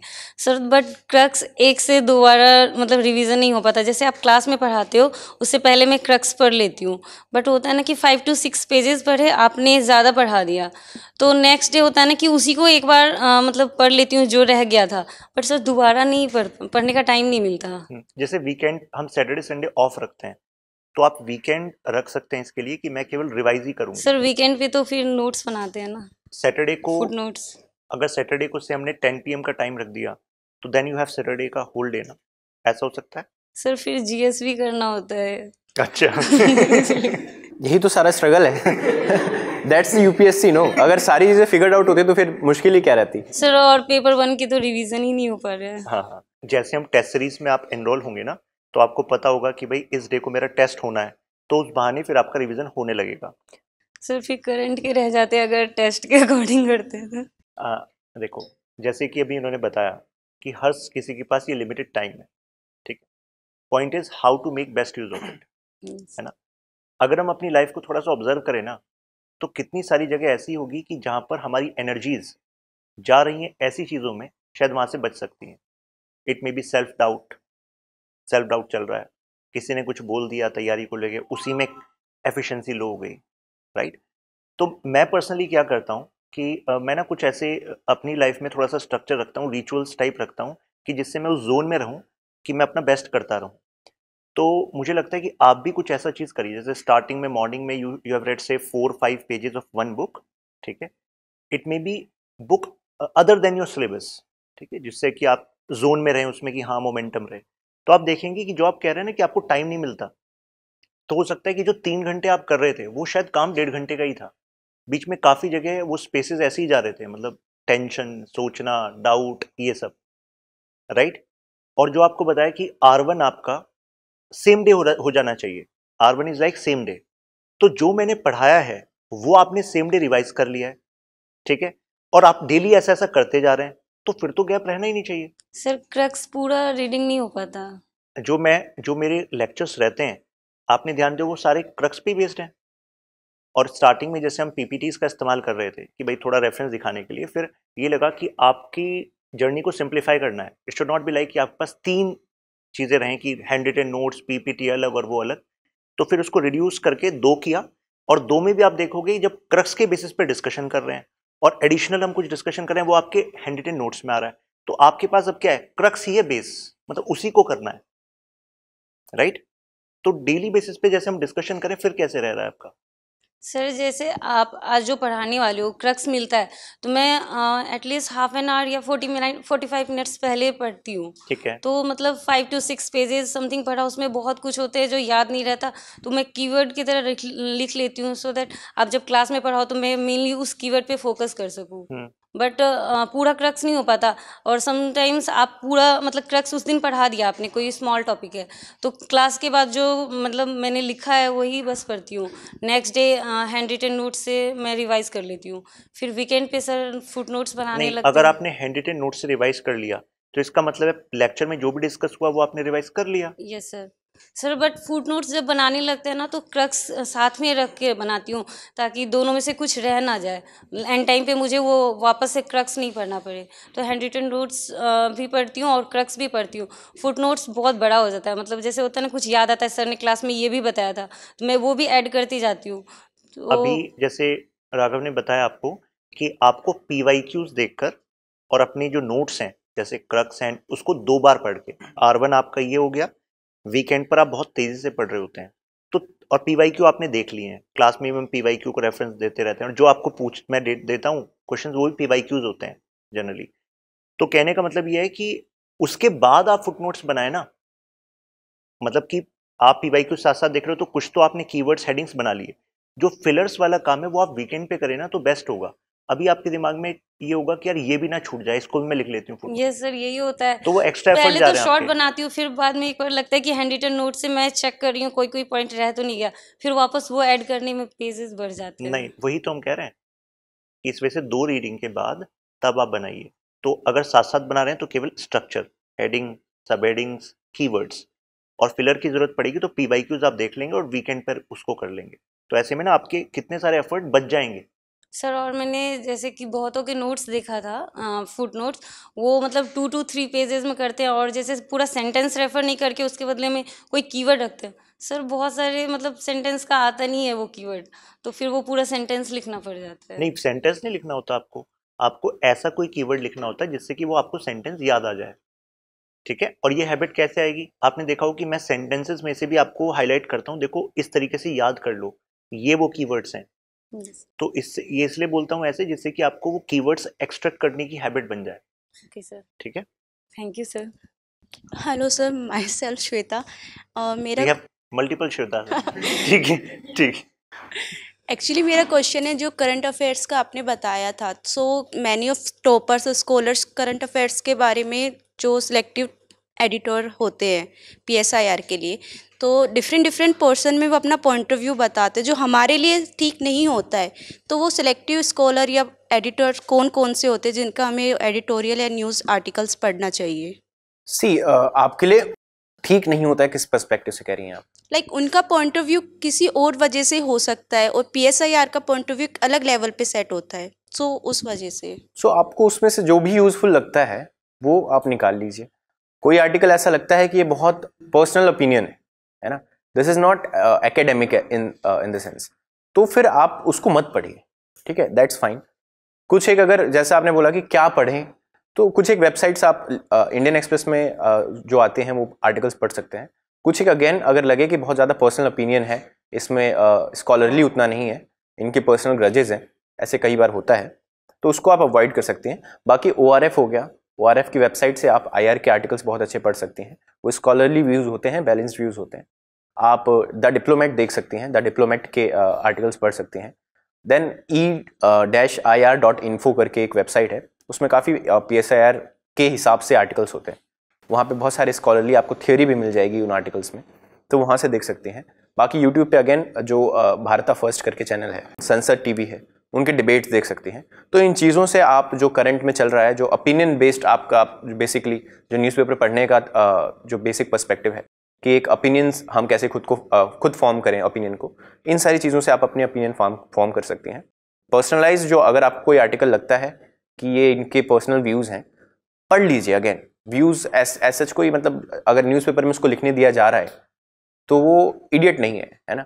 सो ऐसा नहीं है कि आपके यूजफुल नहीं होगा, आपको एक दूसरा पर्सपेक्टिव पता चलेगा। Maybe you will not have to use it in the answers, लेकिन आपको समझ तो आएगा, कुछ नया पता चलेगा, एक नया नज़रिया मिलेगा चीज़ों को देखने का, ठीक है। तो अगेन सारे एडिटोरियल्स नहीं पढ़ने होते हैं, 7-8 एडिटोरियल्स आते हैं ऑपेड मिला करके, सारे नहीं पढ़ने होते हैं। उसमें जो आपको बहुत इंपॉर्टेंट लगे कि ये मेरे पेपर में डायरेक्टली काम आएगा, बस वो पढ़िए। Okay, thank you sir. Good morning sir, hello all of you, my name is Manisha. So sir मेरा क्वेश्चन ये है that is there a phase, मतलब आंसर राइटिंग के लिए कि स्पेसिफिक फेज़ या टाइम है, ठीक है, क्योंकि व्हाट आई फील इज़ जैसे 1.5 मंथ से हम लोग आंसर राइटिंग कर रहे हैं, बट आई फील मेरे आंसर्स उतने ही बेसिक हैं जितने फर्स्ट डे थे। It looks like more of like कि 12th क्लास का बच्चा कोई आंसर लिख रहा है, सो लाइक वो वाला आउटपुट मतलब वो वाला आ नहीं पा रहा है। So is there like specific phase या व्हाट, मतलब आपका क्या फेज़ था या जो भी जब आपने आंसर राइटिंग स्टार्ट किया? आपने तैयारी कब शुरू की थी? This year only. PSIR पढ़ना किस महीने से स्टार्ट किया था? अभी सर के साथ ओनली। कौन से महीने? किस मंथ से? Last month only. Last month only? मतलब मेरा अभी जस्ट UG मतलब आपको 2-3 महीने हुए होंगे मैक्स टू मैक्स PSIR से इंट्रोडक्शन के। देखिए कांग्रेचुलेशंस टू यू कि आप इतनी जल्दी आंसर राइटिंग कर रही हैं। मैंने आंसर राइटिंग मैंने पहले, जैसे मैंने बताया, मैंने स्टार्टिंग के 6 महीने सिलेबस को कंप्लीट किया, अच्छे से समझी चीज़ें, थोड़ी बहुत आंसर राइटिंग की होगी, बट मुझे रियलाइज हुआ कि आई am not ready for writing answers right now. अच्छी बात है कि एक्सरसाइज चल रही है, डेली आंसर राइटिंग आप कर रहे हैं, डेफिनेटली थोड़ा थोड़ा इंप्रूव होगा, लेकिन आप अभी खुद से ज़्यादा एक्सपेक्टेशन मत रखिए। PSIR इज़ अ सब्जेक्ट जिसमें आपको थोड़ा सा टाइम लगेगा चीज़ों को कनेक्ट करने में, चीज़ों को उस नज़रिए से देखने के लिए। तो बाकी जो आपने जो बोला कि 12वीं क्लास का बच्चा, डेफिनेटली एक 12वीं क्लास का स्मार्ट बच्चा आंसर लिख रहा है ऐसा लगता होगा, बट धीरे धीरे वो इम्प्रूव होगा, but it will take time, है ना। आप 3 महीने में आप आंसर राइटिंग कर रही हैं, दिस इज ओनली मतलब कि आपको कॉन्ग्रेचुलेशन उसके लिए। So don't worry about the quality of the answers right now, just right, थोड़ा थोड़ा आप कुछ सीख रही हैं, डोंट थिंक कि बहुत ज़्यादा इंप्रूवमेंट नहीं आया, वो आएगा। Once you are done with the syllabus, you are thorough with the previous year questions, you have revised your notes at least 2 to 3 times, that is when you will start writing good quality answers. इसमें आप क्या कर सकते हैं, read toppers answers, बहुत सारी answers पढ़िए, model answers तो पढ़ना ही है, साथ में रीड प्रीवियस ईयर टॉपर्स के आंसर्स, आपके बैचमेट्स जो आंसर लिख रहे हैं उनको पढ़िए, जो उनमें गुड क्वालिटी आंसर्स अगर अपलोड करते हैं या आपको देते हैं तो वो गुड क्वालिटी आंसर्स जो हैं वो पढ़िए। धीरे धीरे इट विल टेक टाइम। आप सबके, बहुत सारे लोगों की मैंने प्रॉब्लम सुनी और उसका एक ही आंसर है कि गिव इट टाइम। ठीक है, PSR इज नॉट समथिंग जो चाय नहीं है, मैगी नहीं है कि 2 मिनट में बन जाएगा। You have just, most of you have just started with this subject, right? It will take time. मैंने पहली बार जब प्लेटो की थ्योरी ऑफ फॉर्म्स पढ़ा था, मुझे लगा किस दुनिया की बातें हो रही हैं। Literally I was lost in the entire class कि ये क्या बातें हो रही हैं, तो मेरे को कभी समझ ही नहीं आएंगी। But today I can understand. अब मेरे पास थ्योरी ऑफ फॉर्म्स में मुश्किल से 12-13 लाइन्स में मैंने थ्योरी ऑफ फॉर्म्स पे नोट्स बना रखे हैं। So it takes time, it will take time, और आप भी बहुत अच्छा करेंगे। ठीक है, सो अभी खुद को इतना एनालाइज मत कीजिए, just go with the flow. And also sir एक क्विक सजेशन कि मतलब डेली टेस्ट के साथ ही या फिर हम वीकली टेस्ट कर सकते हैं क्या? बिकॉज आई फील कि जब हम क्रक्स वगैरह को पूरा फुट नोट्स वगैरह बना लेते हैं तो वीक में ना एक अलग क्लैरिटी आ जाती है डे के हिसाब से। तो if I am writing an answer आज क्लास के बाद, सो उतना क्लैरिटी मतलब आती नहीं आंसर में जितना वीकली आएगी अकॉर्डिंग टू मी। अच्छा, I like to answer this one what she said. इसमें देखिए, why are you dependent on sir कि सर आपको वीकली क्वेश्चंस देंगे तभी आप लिखेंगे? आपके पास गूगल की मदद है, आपके पास प्रीवियस ईयर क्वेश्चंस हैं। यू नो, बहुत सारे लोगों की, मैं जैसे आपका सवाल था, देखिए सर आपको एक चीज बता रहे हैं, ऐसे करिए, दिस इज सर्स गाइडेंस। आपकी तैयारी आपकी अपनी है ना? अब सर ने कहा कि क्रक्स करना है, वो करना है, that is the ideal way to do it. आपको फाइंड आउट करना है again the shortest distance between the 2 points, that is a straight line. ठीक है, सो अगर आपको लग रहा है कि आपने सर के नोट्स पढ़े, उससे डन है, उसके बाद सर ने कहा क्रक्स भी पढ़ लो, या जो भी, मतलब I don't understand this language of crux and all those, क्योंकि मुझे नहीं पता कैसे चल रहा है यहाँ पे, बट आपको सिलेबस प्रिपेयर करना है, राइट? आपको यही तो, ये फोमो तो छोड़ना है ना? और आपके पास अभी बहुत सारा समय है। आपके जो अभी गैप्स रहेंगे, दैट्स 200%। आज आपके नोट्स फाइनल नहीं होंगे। मेरे आज जो फाइनल नोट्स हैं वो तीसरा इटरेशन में बने हैं।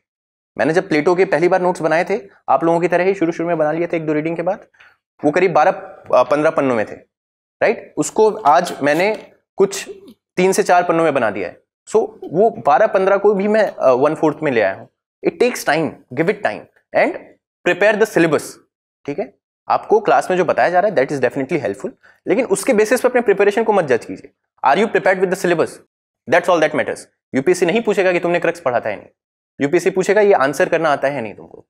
उसके लिए प्रिपेयर्ड रहो। ये मत बोलो कि सर ने 3 चीजें बोली थी, मैं तीनों नहीं कर पा रही हूँ तो मेरा प्रिपरेशन सही नहीं हो रहा है। तुम्हारा टॉपिक प्रिपेयर हो रहा है नहीं, that's all that matters. And don't be dependent on others कि सर ये कर दें तो मैं कर लूँ। आपको करना है, दिस इज योर प्रिपरेशन।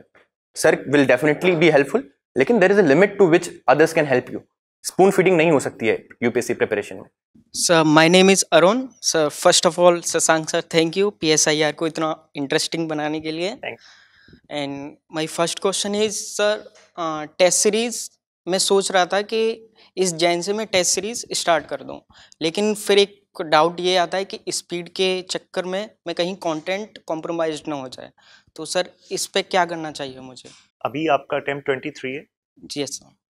और अभी कब आपने स्टार्ट किया था, किस मंथ में PSIR? मुझे करीब 1.5 साल हो गया। अच्छा, 1.5 साल हो गया आपको यूपीएससी की प्रिपरेशन। अच्छा, PSIR के साथ? PSI आपके साथ 18 अगस्त का जो बैच शुरू हुआ था ना, उसका। ठीक है। सो प्रीलिम्स आप ये वाला दे रहे हैं ना? जी। तो अभी अगर आपने स्टार्ट नहीं किया टेस्ट, तो आप रेगुलर क्वेश्चंस कर रहे हैं? सर मैं प्रीवियस ईयर क्वेश्चन भी करता हूँ और आप जो देते हैं वो भी मैं करता हूँ। ठीक है, तो अगर आप अभी उसके साथ सिंक में रहें, क्योंकि अगर आप 2 या 3 टेस्ट अभी देना चाहते हैं, से फेब के मिड तक देना चाहते हैं, then that can be given, right? Feb mid या स्टार्ट ऑफ मार्च, तो उसके बाद मैं खुद ही रिक्वेस्ट करता हूँ कि केवल प्रीलिम्स पर फोकस करिए, राइट? तो इसी एडवाइस के हिसाब से आप चलिए, क्योंकि हमारा फोकस क्या है, हमें सिलेक्शन लाना है। तो उसके लिए प्रीलिम्स क्लियर करेंगे, फिर मेंस में जाएंगे, फिर इंटरव्यू। तो सर मुझे लेना चाहिए जैन में फिर टेस्ट सीरीज? आप जनवरी में देना चाहते हैं आप दे सकते हैं, और वैसे भी यहाँ पर जो टेस्ट सीरीज है वो क्वाइट फ्लेक्सिबल है, यानी कि आप अपनी कन्वीनियंस के हिसाब से टेस्ट देते हैं, फिर उसको आपको उस पर रिवर्ट फीडबैक डिटेल मैनर में मिल जाता है। और सर एक आंसर में जनरली कितने थिंकर्स को कोट करना सही रहेगा? आपका क्या स्ट्रेटजी है राघव? यार 0 से लेकर के 2-3 तक कहीं भी चलेगा, even if you don't quote one single thinker, it's perfectly fine, जब तक आपने आंसर डिमांड को एड्रेस कर दिया है। देखिए, आपको कोचिंग में, आपको मॉडल आंसर्स में बेस्ट चीज़ें दिखाई जाती हैं मे बी, और हर एक क्वेश्चन यूनिक होता है, राइट? हर एक क्वेश्चन को एक ही तरीके से नहीं आंसर करना है, हर एक क्वेश्चन को आपको कोट और थिंकर से नहीं, मे बी आप खुद से ही उस चीज़ की आपको इतनी अच्छी समझ है कि आप खुद से ही इतना अच्छा लिख देंगे कि आपको किसी थिंकर को कोट करने की जरूरत नहीं पड़ेगी। जो कॉपी इवैल्यूएटर है वो ये नहीं देख रहा है कि इसने इतने थिंकर लिख दिया तो उसको मार्क्स दे दें, वो ये देख रहा है कि आपने डिमांड को एड्रेस कर दिया या नहीं। तो 0 to 3 आप ये बस ध्यान रखिएगा, जैसे हम आंसर मार्किंग की बात करते हैं तो उसमें ना एक सेक्शन आता है एनालिसिस एंड डेप्थ, वो है कि नहीं। तो अगर बच्चे ने क्या करा कि स्कॉलर, ये टेक्निक जो है स्कॉलर वाली, इस बहाने क्या है कि वो हम इंश्योर कर पाते हैं कि वो एनालिसिस और डेप्थ आ पाएगा।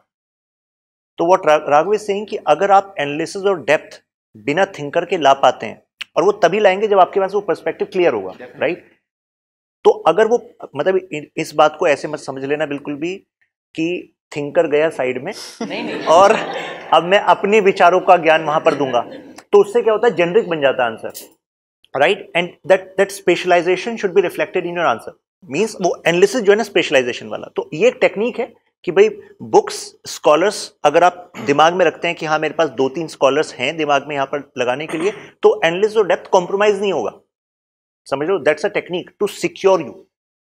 ये और again, if you are missing analysis and depth, तो आप सारे थिंकर्स लिख दो, मार्क्स नहीं मिलेंगे। हाँ, so you have to address the demand of the question, that's very important. ऐसा नहीं होना चाहिए कि वो कीवर्ड है, इस कीवर्ड से जुड़ा हुआ मेरे पास जो भी थिंकर आ रहा है मैं उसमें लगा दूंगा, नहीं। वो लॉजिकल कोहेरेंस होनी चाहिए। थिंकर का इस्तेमाल करने का मतलब है that analysis should be there as per the demand of question. And sir, generally PSIR और जीएस में, जैसे हम जनरली ये कहते हैं कि जीएस का जो आंसर होता है उसमें मल्टी डायमेंशनल होना चाहिए वो, तो क्या हम पीएसआईआर में मल्टी डायमेंशन पर फोकस करें या फिर ब्रेविटी पे फोकस करें? क्या पिवोटल है इन दोनों में? यहाँ पर सीधा से एक आंसर इसका कि डिमांड ऑफ द क्वेश्चन, चाहे वो जीएस है और चाहे वो पीएसआईआर है, डिमांड ऑफ द क्वेश्चन को समझना है और फिर लिखना है। जीएस में और ऑप्शनल में एक डिफरेंस आ जाता है कि जीएस में आप फिर भी काफ़ी ब्रीफ लिखते हैं, कई सेंटेंसेस को बहुत ज़्यादा कंप्रेस करते हैं, डायमेंशन ज़्यादा डालने की कोशिश करते हैं। यहाँ पर पीएसआईआर में you can not compromise the logical coherence, मतलब वो लॉजिकली कनेक्टेड होना चाहिए, राइट? क्योंकि कई बार आप थियरी का इस्तेमाल कर रहे हैं, आइडियाज़ का इस्तेमाल कर रहे हैं, वो चीज़ यहाँ पर है।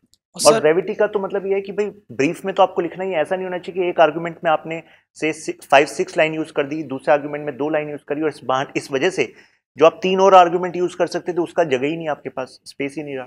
सब पॉइंट वाइज पीएसआईआर में ठीक रहेगा जैसे जनरल स्टडीज में लिखते हैं? ये कॉमन डाउट है स्टूडेंट्स का, आप बताइए। आप लिख सकते हैं। देखिए, अगेन द थिंग इज कि बहुत सारी चीजें ऐसी हैं जो मैं भी आपके पॉइंट पे जब था तो I also use to face this dilemma कि ये कर सकते हैं वो या वो कर सकते हैं।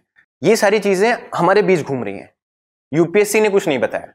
यूपीएससी इवैल्यूएटर के पास ये स्टैंडर्ड्स नहीं है आपके कॉपी इवैल्यूएट करने के कि कितने थिंकर्स लिख दिए, पॉइंट्स में तो नहीं लिख दिया इसने। The thing is UPSC PSIR में बहुत सारे सवाल ऐसे होंगे जो पॉइंट्स में आप लिख ही नहीं सकते हैं। फिलोसफर किंग पे आ गया तो आप क्या 3 पॉइंट्स में फिलोसफर किंग ये है, फिलोसफर नहीं लिखेंगे ना आप उसको, इट डिमांड्स पैराग्राफ्स। वहीं कहीं जगहों पर आप पॉइंट्स में लिख सकते हैं। कोई हार्ड एंड फास्ट रूल नहीं है कि पॉइंट्स में लिखना है या नहीं, बस बात यह है कि पीएसआईआर का नेचर ऐसा है कि पॉइंट्स में लिखने का स्कोप थोड़ा कम रहता है। बट अगर कहीं आपको स्कोप दिख रहा है कि आप पॉइंट्स में ज्यादा अच्छे से जस्टिस कर पा रहे हैं उस आंसर के साथ, बिल्कुल लिख सकते हैं। There is no hard and fast rule कि नहीं लिख सकते। Okay, thank you sir. Sir, अभी रिसेंटली जैसा कि बिहार पीसीएस में नोटिफिकेशन इशू हुआ था कि जैसे पीएसआईआर या जो भी ऑप्शनल है सर वो चेंज हो जाएगा लाइक ऑब्जेक्टिव टाइप में। तो सर जैसे जीएस हम पढ़ते हैं तो जीएस का हमको अप्रोच पता रहता है कि मेंस में कैसे करना है और प्री के लिए कैसे करना है, बट सर पीएसआईआर को हमने कभी उस पर्सपेक्टिव से देखा ही नहीं कि ऑब्जेक्टिव में क्या हो सकता है। सर उसको कैसे फेस करना चाहिए, मतलब उसमें मैं आपको बताऊं, एक टाइम ऐसा था यूपीएससी में भी कि 2 ऑप्शनल आपको लेने होते थे और प्रीलिम्स में आपके 2 पेपर होते थे, एक जीएस और 2 ऑप्शनल में से एक ऑप्शनल। तो ऑप्शनल ऑब्जेक्टिव टाइप आता था। द नेचर ऑफ क्वेश्चंस ऐसे एग्जाम में फिर कैसे आते हैं कि जैसे स्टेटमेंट, तो स्टेटमेंट किसने दी, कोई थ्योरी है तो उस थ्योरी के सैलिएंट पॉइंट्स क्या थे, ऐसे क्वेश्चंस आते हैं। सो ऐसा नहीं है कि you can not do that, ठीक है, क्योंकि ultimately you are getting grip over the subject. But हाँ, अप्रोच थोड़ा सा फिर आपको रिमेंबर करनी पड़ेगी, हाँ लिंकिंग वो सब आपको होना होगा। वो तो वैसे भी आप आंसर में यूज करने के लिए करते ही हैं, बट थोड़ा सा फोकस वैसा कर लेंगे। अभी उसका एक ट्रेलर आपको मिलने वाला है, मैं आपसे ऑब्जेक्टिव टाइप की क्वेश्चन पूछने वाला हूँ क्विज में। ठीक है। एक क्वेश्चन और है, जैसे एक्चुअली मैंने उत्तराखंड पीसीएस दिया था तो सर प्री क्वालिफाई हो गया गलती से, मतलब तुक्का ही था सर, खास अच्छी खासी प्रिपरेशन नहीं थी। बट सर अभी इशू क्या हो रहा है कि जैसे उनका जो मेंस का पेपर है वो डिले होते जा रहा है, ठीक है। और सर जैसे बिहार पीसीएस है और यूपीएससी ये भी अप्रोच कर रहा है, और सर टाइफाइड की वजह से 50 to 60 डेज में काफ़ी बेड रिडन था। सर काफ़ी चीज़ें एक्यूमुलेटेड हो रही है, तो एक थॉट आ रहा है कि क्यों ना इस मेंस को छोड़ के आगे देखा जाए, फिर कभी देखेंगे। तो सर इसको कैसे, मतलब मेंस छोड़ना क्यों है इसको आप मेंस का बिल्कुल जैसे बोलते हैं, मैंने 2 पेपर तो प्रीवियस सबसे बुरा क्या होगा, आप फेल कर जाओगे ना। Yes sir. छोड़ने से अच्छा है फेल करना, at least give it a try. छोड़कर क्या मिलेगा आपको, अटेम्प्ट तो एनीवे हो ही गया आपका। Yes sir. सर ऐसा हो रहा है ना कि कहीं फिर मतलब मेंस में भी ना हो और हम कहीं अच्छी तैयारी करके यूपीएससी या कहीं और स्टेट पीसीएस दे सकते हैं, तो ऐसा ना हो कि ना इधर के रहें ना उधर के रहें। कब है आपका मेंस? सर अभी इनका कोई डेट ही, इनका तो अभी मेरिट लिस्ट ही नहीं वो फाइनल हो पा रहा है, दूसरी तीसरी निकालते ही जा रहे हैं। तो अगर आसपास में हो जाता है, अभी आपके पास यूपीएससी प्रीलिम्स में करीब 6 महीने हैं, उसके अलावा और कौन सा एग्जाम दे रहे हैं आप? सर बिहार पीसीएस 12 फरवरी। उसका भी कब होगा? 12 फरवरी को है। तो अगर डेट्स क्लैश कर गई तो एनीवे नहीं दे पाएंगे आप। और कहीं अगर इसका आप ऑप्शनल मींस जो है वो मोस्टली है कि जनवरी लास्ट में होगा, विद टेंटेटिव डेट है, वो भी फिक्स नहीं है कि एक और मेरिट लिस्ट आ जाए, पता नहीं। तो आप बिहार पीसीएस के लिए कितनी तैयारी करने वाले हैं? मतलब सर वक्त मोस्टली लगेगा आपको और आप उसमें ज्यादा कॉन्फिडेंट रहेंगे। Yes sir. तो आप ये इस एग्जाम को देखिए, प्रीलिम्स निकाला है, मेंस देकर आ जाओ बस। कई बार किस्मत भी काम कर जाती है। ओके ठीक है, पढ़ाई मत करो। अब जितने कितने पेपर होंगे, 4-5 दिन लगेंगे, बस उतने लगेंगे, उतना आप दे सकते हो। Look it as opportunity. आप कह रहे हो ये चीजें एक्यूमुलेट हो रही हैं, लोग मरे जा रहे हैं उसके लिए कि मेंस लिखने का मौका मिले, तो आपको मिल रहा है, लिख दो, कुछ सीखोगे ही, एग्जाम इन्वायरमेंट में ही खुद को कंडक्ट करना सीख लोगे। तो राइट डाउन द मीन्स, और अगर किसी एग्जाम से क्लैश होता है, अगर आपको लगता है कि अगर मैं ये टाइम बिहार पीसीएस को दूंगा और उसमें मैं बेटर प्रिपेयर्ड होकर के I can secure my chances, तो don't prepare for the means, just go and write it. Okay, thank you sir. Good afternoon, sir. First of all, Merry Christmas to all. Thank you for coming, sir. Sir, मेरा question ये है, sir, I'm doing my graduation now and I'll give my first attempt in 2025. So, sir, क्या strategy होनी चाहिए? और we can read, sir, multiple magazines like Diplomat, Outlook और Open. और sir, like, what should be the strategy for 2025? कौन सी magazines आपने बताया? Sir, Outlook और Open. ये किसने बताया आपको? मतलब sir, like, for like I will give a time in 2025. Sir. 25, so just read the newspapers. And sir, Diplomat and all. Sir, आपको समझ नहीं आएगा अभी द डिप्लोमेट, बात ये है ना। आप पढ़ लेंगे, आप वक्त उसमें जाया करेंगे, पर अभी आप मतलब आईआर से आपको कोई बैकग्राउंड है? ग्रेजुएशन कर रहा हूँ सर, पॉलिटिकल साइंस ऑनर्स। अच्छा, फिर तो आप पढ़ सकते हैं, डेफिनेटली रीड दीज थिंग्स। और अगेन डिप्लोमेट में कुछ एक सिलेक्टिव आर्टिकल्स पढ़ लीजिए और न्यूज़पेपर रीड कीजिए। ये आउटलुक वगैरह मैगजीन्स किसी भी एग्जाम के लिए, मतलब I don't know, I am not aware, मैंने तो कभी नहीं पढ़ी कोई मैगजीन, ठीक है। वो क्या कौन कौन सी आती हैं? फ्रंटलाइन और कई सारी 2-3 आती हैं जो लोग सजेस्ट करते हैं। The thing is you don't need that kind of depth, ठीक है। आप जीएस के क्वेश्चंस उठा करके देखिए और उनके आंसर्स लिखने की कोशिश कीजिए। आपको स्कॉलरली आइडियाज नहीं चाहिए, है ना, तो क्यों उधर मेहनत करना? उसके अच्छा आप एनसीईआरटीज पढ़िए, एनसीईआरटीज में वो टाइम दीजिए, है ना, कॉन्सेप्ट्स को अच्छे से समझिए। ऑप्शनल फाइनलाइज किया तो उसको पढ़िए, मैगजीन्स में टाइम ज़ाया करने की जरूरत नहीं है। आप न्यूज़पेपर एक कोई भी पढ़िए, उसको थरली पढ़िए, आपको हर रोज का न्यूज़पेपर पढ़ना है अच्छे से। और साथ में यूपीएससी का सिलेबस प्रिपेयर कीजिए rather than some random magazines. And sir, आपने 3 बार वो किया है mains, so how to be positive sir throughout? How to be positive sir throughout the journey? I was not positive throughout the preparation. Sir, how to stay? You can not be positive throughout the preparation. ये सारी चीजें फालतू की बातें फैल रखी हैं कि आपको मोटिवेटेड रहना। नहीं, मैं बिल्कुल मोटिवेटेड नहीं था। मैंने आपको बताया 2020 में अटेम्प्ट मैंने फाइनली फेल किया, अगले 14 दिन मैंने मुश्किल से सर्वाइव किया यार। पॉजिटिव कहाँ थे? But the thing is you have to keep going, there is no other option, ठीक है। पॉजिटिव नहीं रहना, मोटिवेशन नहीं ढूंढनी है, डेडिकेशन चाहिए, डिसिप्लिन चाहिए। शाम को 6 बजे रिजल्ट आया, मैं फेल किया, मेरे साथ साथ पूरे परिवार का दिल टूटा। अगले दिन सुबह 6 बजे I was on the study table because मुझे करना था। वो चाहिए, मैं पॉजिटिव नहीं था, सोया नहीं था मैं रात भर। पॉजिटिविटी, मोटिवेशन, ये सब फालतू चीज़ है। डिसिप्लिन चाहिए, ठीक है, कि ये करना है तो करना है। इस तरीके का जुनून आ जाएगा तो पॉजिटिविटी सब बेकार चीज़ है। मतलब थोड़ा रेडिकल आंसर लगा होगा, बट दैट्स द ट्रूथ, ठीक है। आप सोचो कि मैं उठ रहा हूं, मैं पॉजिटिव नहीं तो मैं तैयारी नहीं करूंगा। अरे ऑप्शन है तुम्हारे पास, मैंने खुद से ही पूछा था मेरे पास ऑप्शन है क्या, ठीक है। I would have left that attempt, but maybe फिर मेरा कभी सिलेक्शन नहीं होता। I struggled for 14 days and struggle thoroughly, I would not want to see that time again in my life, and I would pray कि आपको भी ना देखना पड़े, बट ठीक है, this is how it is, जो करना है वो करना है, that's it. Thank you sir. My name is Ankit. Hello sir, my name is Ajwa and I have so many question but सब आंसर हो चुके हैं जब तक मेरे पास माइक आया। So very general question, sir what is it, as you said that 7 lakh people appear in this exam around, so what is it that keeps apart those 700 who selected from those 7 lakhs? And sir also from you, as a teacher what you observe in the students कि जो select हो गए हैं उनमें वो क्या बात थी कि they get selected apart from those who couldn't? That's my question. देखिए, जो आपका सवाल मुझसे था बहुत मुश्किल है आंसर करना, क्योंकि मैं अभी एनपीए से आ रहा हूँ, नेशनल पुलिस एकेडमी से। मैंने अपने आईपीएस बैचमेट से सबसे अराउंड 200 लोगों से मिला, उनमें से कुछ नहीं तो 40-50 से मेरा इंटरेक्शन भी होगा, और मैंने इतने डाइवर्स तरह के लोग देखे कि मैं कोई एक होमोजेनस चीज़ आपको बता दूँ कि ये डिफ्रेंशिएट करता है, वो बड़ा मुश्किल है। आई मेट अ पर्सन, मेरा बैचमेट है, ही इज़ अ सर्जन, ठीक है, एंड हम वो हैदराबाद गए तो हम उसके घर गए। ये जो पीछे दीवार है, इतनी बड़ी दीवार उसकी ट्रॉफी से भरी है। मेरे घर में मुश्किल से 3-4 ट्रॉफीज हैं यार, मेरी पूरी परिवार, पूरा खानदान मिला करके वो ट्रॉफीज नहीं होंगी। I am also here, he is also here, कोई सिमिलैरिटी नहीं है। Similarly I have met people जिन्होंने बहुत फेल किया लाइफ में, जिन्होंने 4-4 बार फेल किया and still they are there. पर एक चीज मैं ये कहूंगा कि हार्ड वर्क एंड डिसिप्लिन, वो सारे कितने भी स्मार्ट हों वो हार्ड वर्किंग थे। The surgeon that I was talking about, his wife was in ICU and he was writing means. करना है तो करना है, वो वाली मेंटेलिटी सबकी है। एक ये चीज कॉमन है that all of them are hard working. उनमें से कोई ऐसा नहीं था जिसको मैं कह सकूं ये तो यही किस्मत से आ गया। किस्मत डेफिनेटली इंपॉर्टेंट है, लेकिन हर तरीके के लोग करते हैं, तो कोई ऐसा नहीं है मैं आप में से देख के बता दूं कि ये कर लेगा वो कर लेगा, या सर ऐसा बता दें, शायद सिलेक्शन होने के बाद लगे कि हमें लगता था ये स्मार्ट है, बट ड्यूरिंग द प्रोसेस आप नहीं बता सकते। Trust me, I have seen, इन 3 सालों में मैंने हर तरीके के लोग देखे हैं। जब मेरा फर्स्ट अटेम्प्ट था, दूसरों को देख करके, बहुतों को मुझे देख करके ऐसा लगता था इनसे तो मैं बहुत स्मार्ट हूँ। ऐसे 4 लोग टॉप 100 में थे and I was not in the list. So कोई एक ऐसी चीज नहीं है, but yeah hard work and discipline. तो आंसर इन्होंने दे दिया आपको कि हार्ड वर्क, डिसिप्लिन। डिसिप्लिन मतलब कंसिस्टेंसी से पता लग जाता है कि हाँ ये प्रोग्रेस कर रहा है, that's the point. Hello sir, my name is Nisha.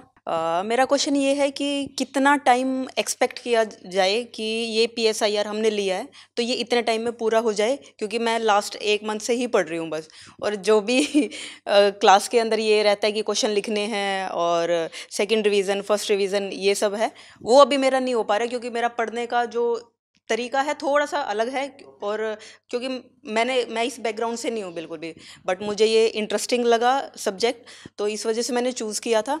But engineering background से हूँ तो ये थोड़ा सा बिल्कुल नया है एक तरीके से, बट मैं कर रही हूँ फिर भी। तो क्या ये मैटर करता है कि भी मैं आंसर नहीं लिख रही हूँ, या मैं ये मैटर करता है कि भी मैं उसको कवर कर रही हूँ अपने तरीके से? तो ये कितने टाइम बाद हम मतलब एक्सपेक्ट करें कि 3 महीने बाद या 4 महीने बाद, अगर एक नॉर्मल सा 4 घंटे अगर हम लेके चले कि पर डे वीकली 6 डेज मैं कर रही हूँ 4 घंटे, तो कितने टाइम में ये हो जाएगा विद GS एंड ऐसे राइटिंग एंड ऑल? राघव, आपका क्या एक्सपीरियंस रहा? पहले तो कुछ एक चीज़ें बताइए, आपने GS कितना प्रिपेयर किया है? GS मेरा 70% हो चुका है, मतलब सब में से थोड़ा थोड़ा रह गया है, बाकी हो गया है। बट वो जो है कि ऐसे राइटिंग और ये जो बिल्कुल वैसे वाले है कि जैसे ऑप्शनली हो गया, क्योंकि मैंने लास्ट मंथ इसीलिए ये लिया था कि मेरे को वो जो एक्स्ट्रा जो ऑब्जर्वेशन करते हैं हम, रिसर्च करते हैं, कि वो मेरा टाइम बच जाए और वो वाली एनर्जी मेरी इस चीज़ में लग जाए। ठीक है, आपने तैयारी शुरू कब की थी? मुझे लास्ट 6 महीने हो गए हैं। 6 महीने, तो GS आप तब से GS पढ़ रही हैं, PSIR अभी आपने स्टार्ट किया? अभी लास्ट 1 महीने से। तो देखिए, आपके पास एक ये तरीका है करने का चीज़ें कि अभी आप क्लासेस लेती रहें जी। जैसी मैंने बात शुरुआत में भी कही कि आपकी जर्नी है, ठीक है, आप सब यूनिक हैं। सर आपको एक standard way of doing things बता रहे हैं, हर कोई वो नहीं कर सकता है, और सबको वो सूट भी नहीं करेगा, जैसे आपको ये सूट नहीं करेगा। तो आप क्या कर सकते हैं कि अभी क्लासेस लेती रहें, सिलेबस आई बिलीव अगले 2-3 महीने में कंप्लीट हो जाएगा, ठीक है। तब तक आपका बेसिक ये होना चाहिए कि आपने क्लासेस अटेंड की हैं, उनके नोट्स बना लिए हैं, और आपको बेसिक चीज़ें पता है थोड़ा। ऐसा नहीं है कि IR थ्योरी क्या है, रियलिज्म और लिबरलिज्म में क्या फ़र्क है, मेरे को पता नहीं है, ऐसा नहीं होना चाहिए। बट अगेन आपको थिंकर्स नहीं याद होंगे, ठीक है, आपको आंसर लिखना नहीं आएगा, वो ऐसा रहेगा बिकॉज आपके पास टाइम लिमिटेड है, आपने थोड़ा ऑप्शनल को देर से शुरू किया है।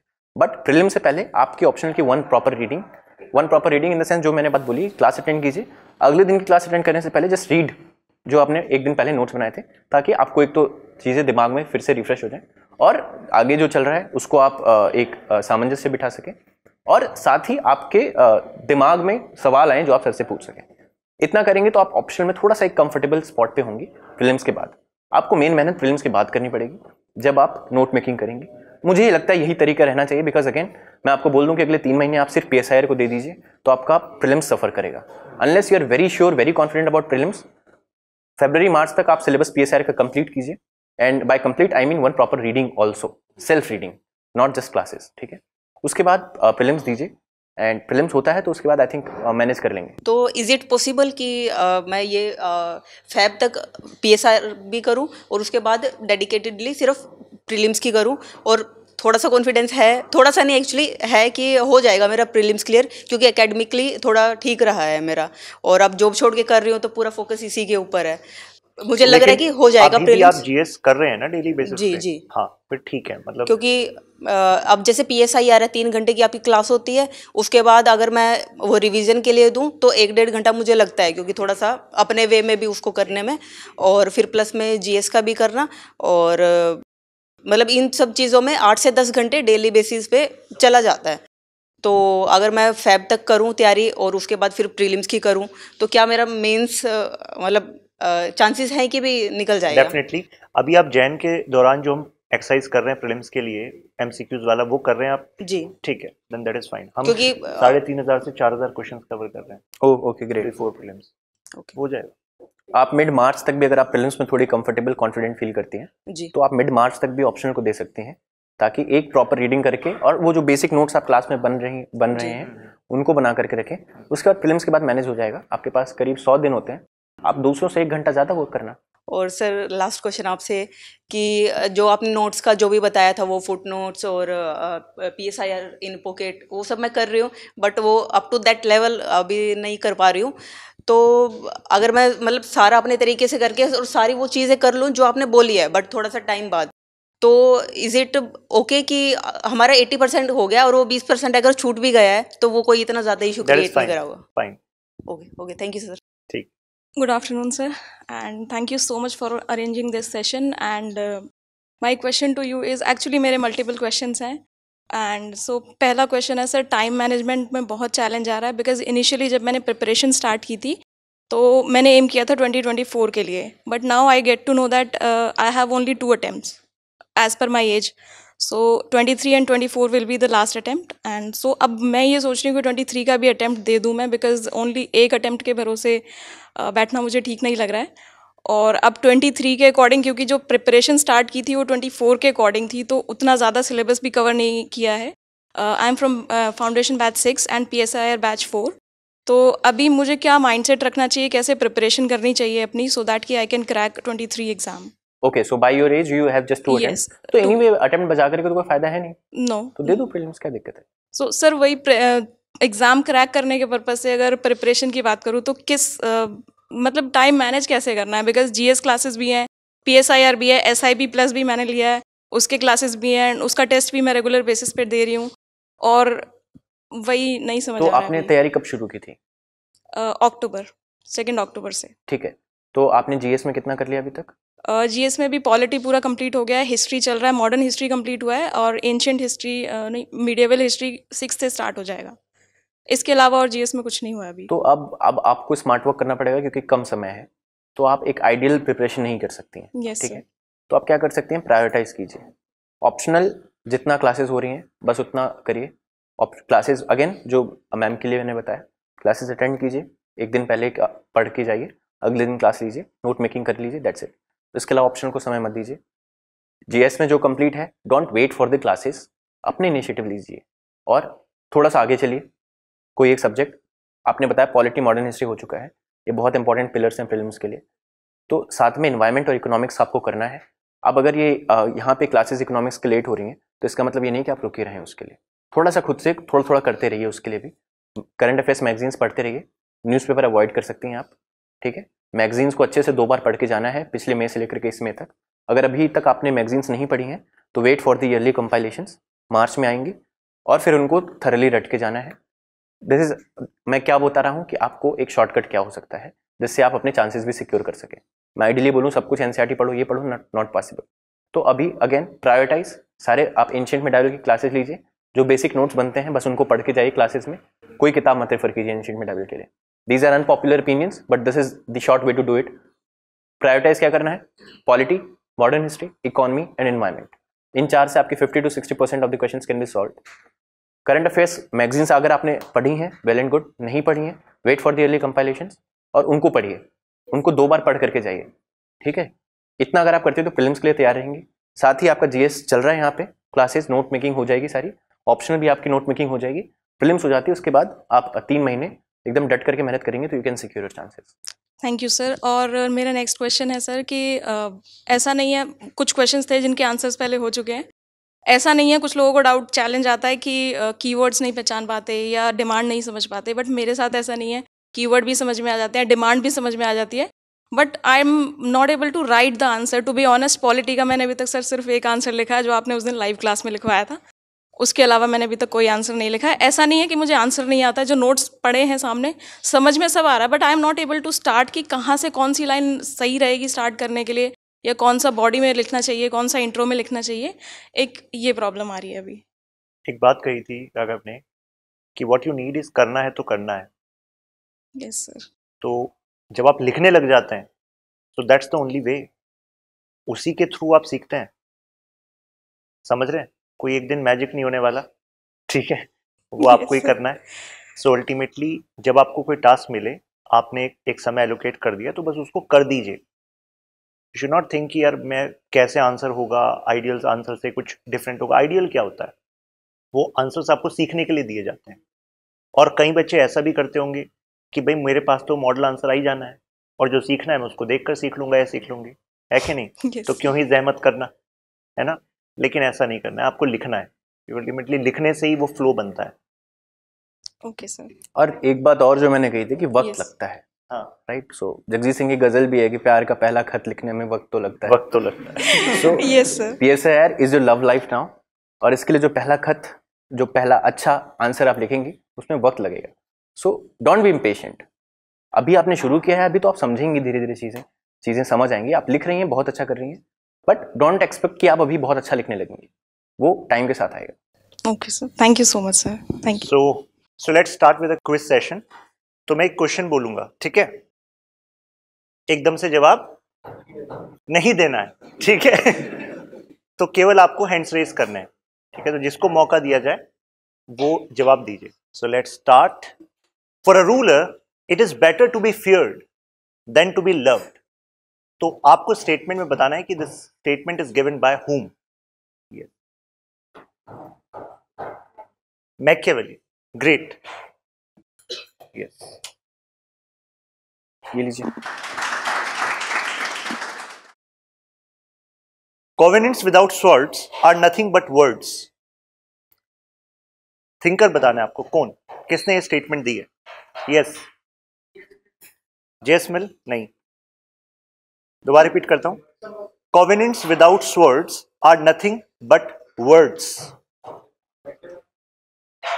एक तो था गलत, एक सरासर ठीक है जी।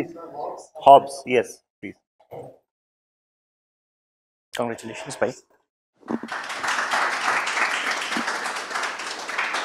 नाउ नेक्स्ट स्टेटमेंट, ये यूपीएससी ने ऐसे 2022 में पूछा था, ठीक है, उसमें स्टेटमेंट दी गई थी। आपको वही बताना है कि स्टेटमेंट के किस थिंकर की स्टेटमेंट है। History repeats itself, first as tragedy, second as farce. आपको बताना है किसकी स्टेटमेंट है ये जी। नहीं अच्छा, दिमाग ये लगा रहे हैं, ओके जी। हाँ, मार्क्स की स्टेटमेंट है, बिल्कुल सही।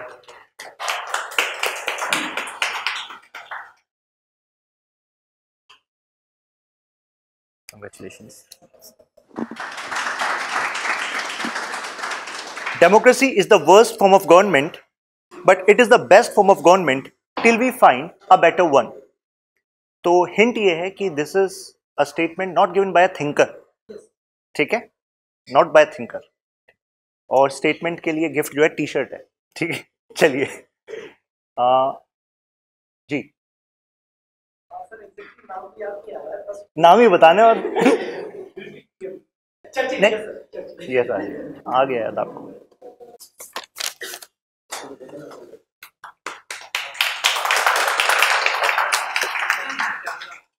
Who is called as reluctant democrat? Reluctant democrat किस थिंकर को कहा जाता है, ठीक है, यस एरिस्टोटल, वही वाली बात ठीक है, गलत और सरासर गलत वाली बात, ठीक। मैं किसी नए को चांस देना जी, यस मिल, यस एक फेमस स्टेटमेंट है, यहाँ पे कई बार क्वेश्चन आता है, यस। अच्छा, टी शर्ट वाले क्वेश्चन अलग हैं जी